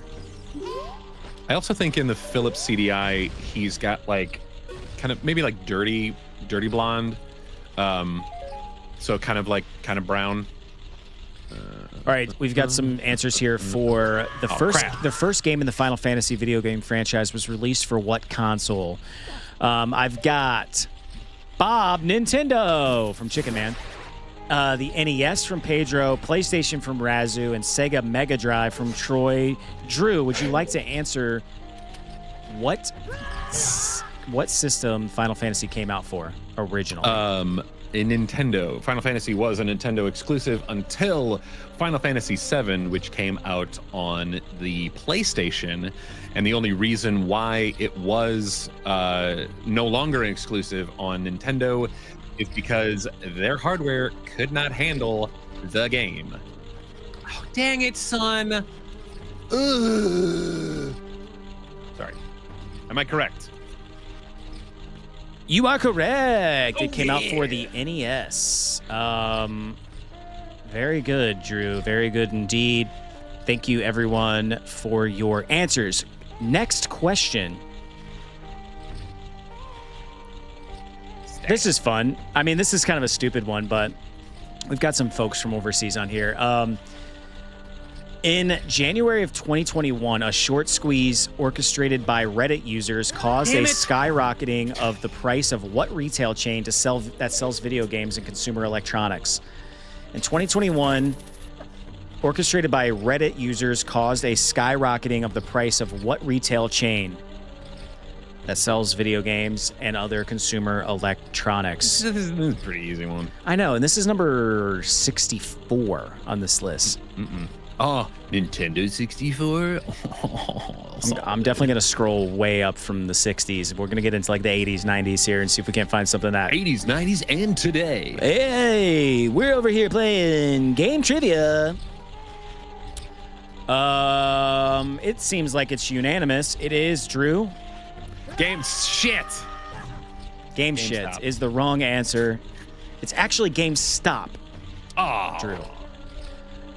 These are not my. This is not. I literally. So the sad part is, I literally curated this list from the internet, and it's not great. The sad part is that I could have just used the hook shot the entire time to go all the way to the top, and I still struggled trying to figure out the shifty wall bits. We've all got our shortfalls, Drew. What Pokemon holds the title as the first listed creature?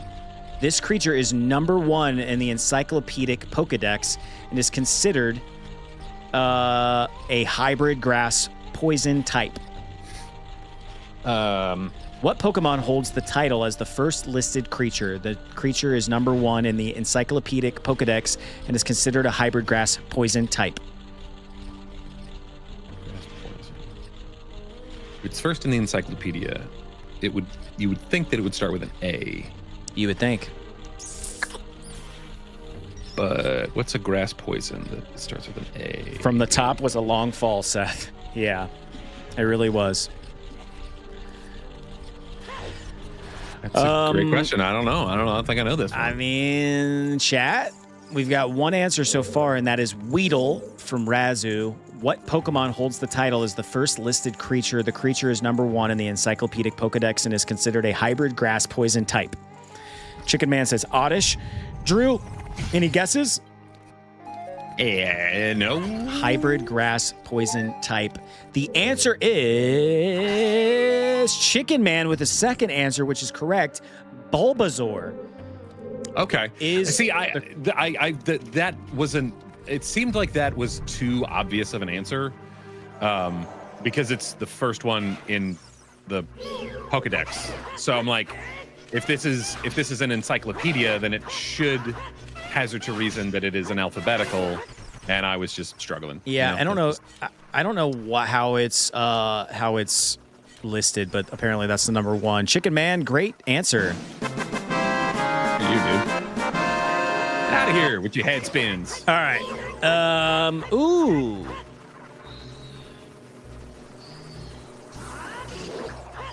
Wow. Okay.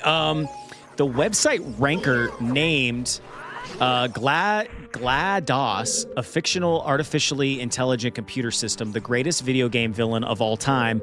GLaDOS was introduced in what groundbreaking computer game? The website ranker named GLaDOS a fictional artificially intelligent computer system, the greatest video game villain of all time. GLaDOS was introduced in what groundbreaking computer game? Oh, crap, come on. Ooh. And There also, you Chicken go. said, yes, Shield, you kicked that lizard's ass. Drew, do you know the answer to this question with GLaDOS? I'm pretty sure I do. We've got 2 answers in the chat, which Drew cannot see, so it cannot be spoiled for him. What do you think it is, Drew? Portal. That is correct. Chicken Man and Razu both got that right. Very, very good. Very, very good. Very good. Ooh, Crap. here's a specific one. I would not have gotten this one right. You guys might think this is obvious. This is number 84 on this list from Water Cooler Trivia. In what game universe created by Capcom would you find a character named Jill Valentine? The name of this game could also, I'm not going to read that part. In what video game universe created by Capcom would you find a character named Jill Valentine? God, the name is totally ringing a bell, but I cannot put the pieces together in my brain. Escape.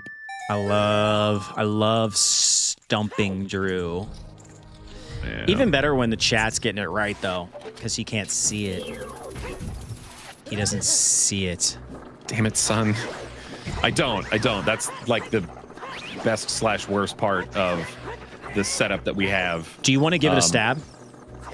Jill Valentine is the name of... Troy says Mario Kart. That is a really good guess. Jill Valentine is the character in this game created by Capcom. I'm sorry, dude. I'm trying to focus. He's trying to play a game, and I'm trying to talk. It's not super easy to do that. I'll give you the answer. And Razu and Chicken Man both got it right in the chat. It is Resident Evil. Ah, okay. Yep. Troy said Rugrats go to Paris.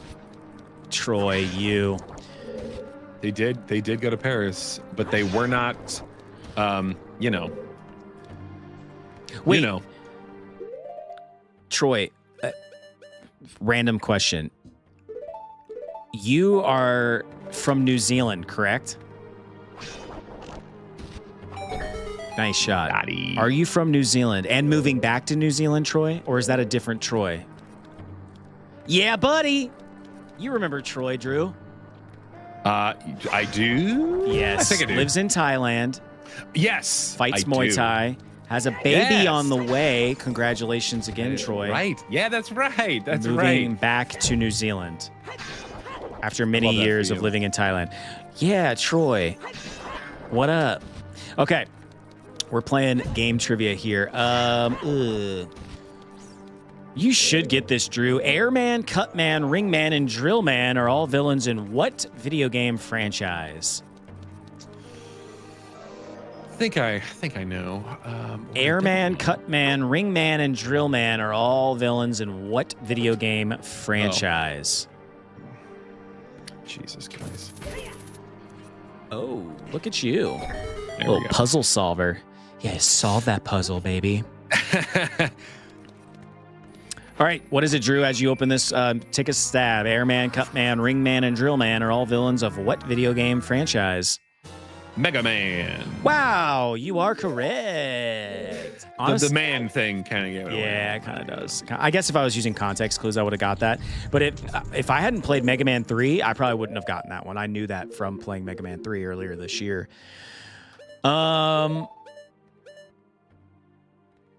Oh, this is interesting. I wouldn't know this answer. Let's see if the chat and Drew does here on our next question on Game Trivia on Nerd Lady the Nerd. Larry, Morton, Wendy, Iggy, Roy, Lemmy, and Ludwig are all video game villains that report to which young commander as head of their troop? Larry, Morton, Wendy, Iggy, Roy, Lemmy, and Ludwig are all video game villains that report to which young commander as the head of their troop?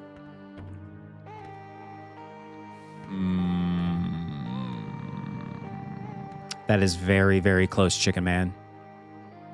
Larry, Morton, Wendy, Iggy, Roy, Lemmy, and Ludwig are all video game villains that report to which young commander as the head of their troop?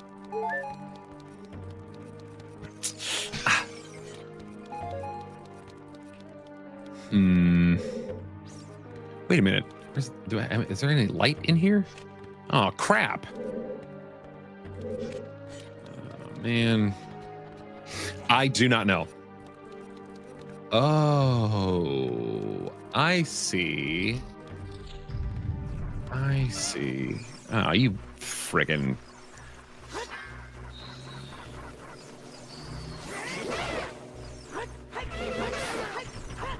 Stay down.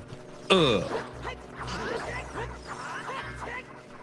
Seth, did something happen because I can't hear you talking if you are talking? I just feel like I'm out here in the middle of no man's land. Oh, you're like, oh, okay. Sorry, dog. You got to give me a heads up on this stuff because I can't see you. Nah, I was gonna unmute, but I was just letting. Once you said you were out there in no man's land, I wanted to let you flounder for another moment. Okay, Larry, Morton, Wendy, Iggy, Roy, Lemmy, and Ludwig are all video game villains that report to which commander as head of their troop? The answer, and I'm trying to see, Chicken Man? Yeah, Chicken Man was the first to get it, followed by Razu. Bowser Jr. is the commander and head of their troop. That is the final answer. It's the final answer. It's the final countdown. All right, let's keep going here. Dudes. Ooh, the very first Madden NFL video game franchise was named John Madden Football and was released June 1st of what year?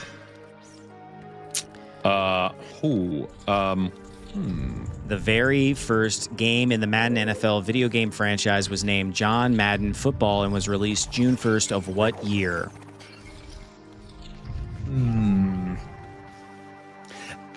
How far does that go back? Yeah, I mean, I know you didn't play that game, or you're not a big Madden game, but it just goes to show like how long they've been making Madden games. Yeah, well, okay. The only football game that I ever played was NFL Football 94 on Sega. So to me, I feel like Madden would have had to have been after 94. So like I'm kind of a shot in the dark. I'm kind of like 96. You know what I mean? Like that's kind of like where I'm thinking. Chicken Man says bombs.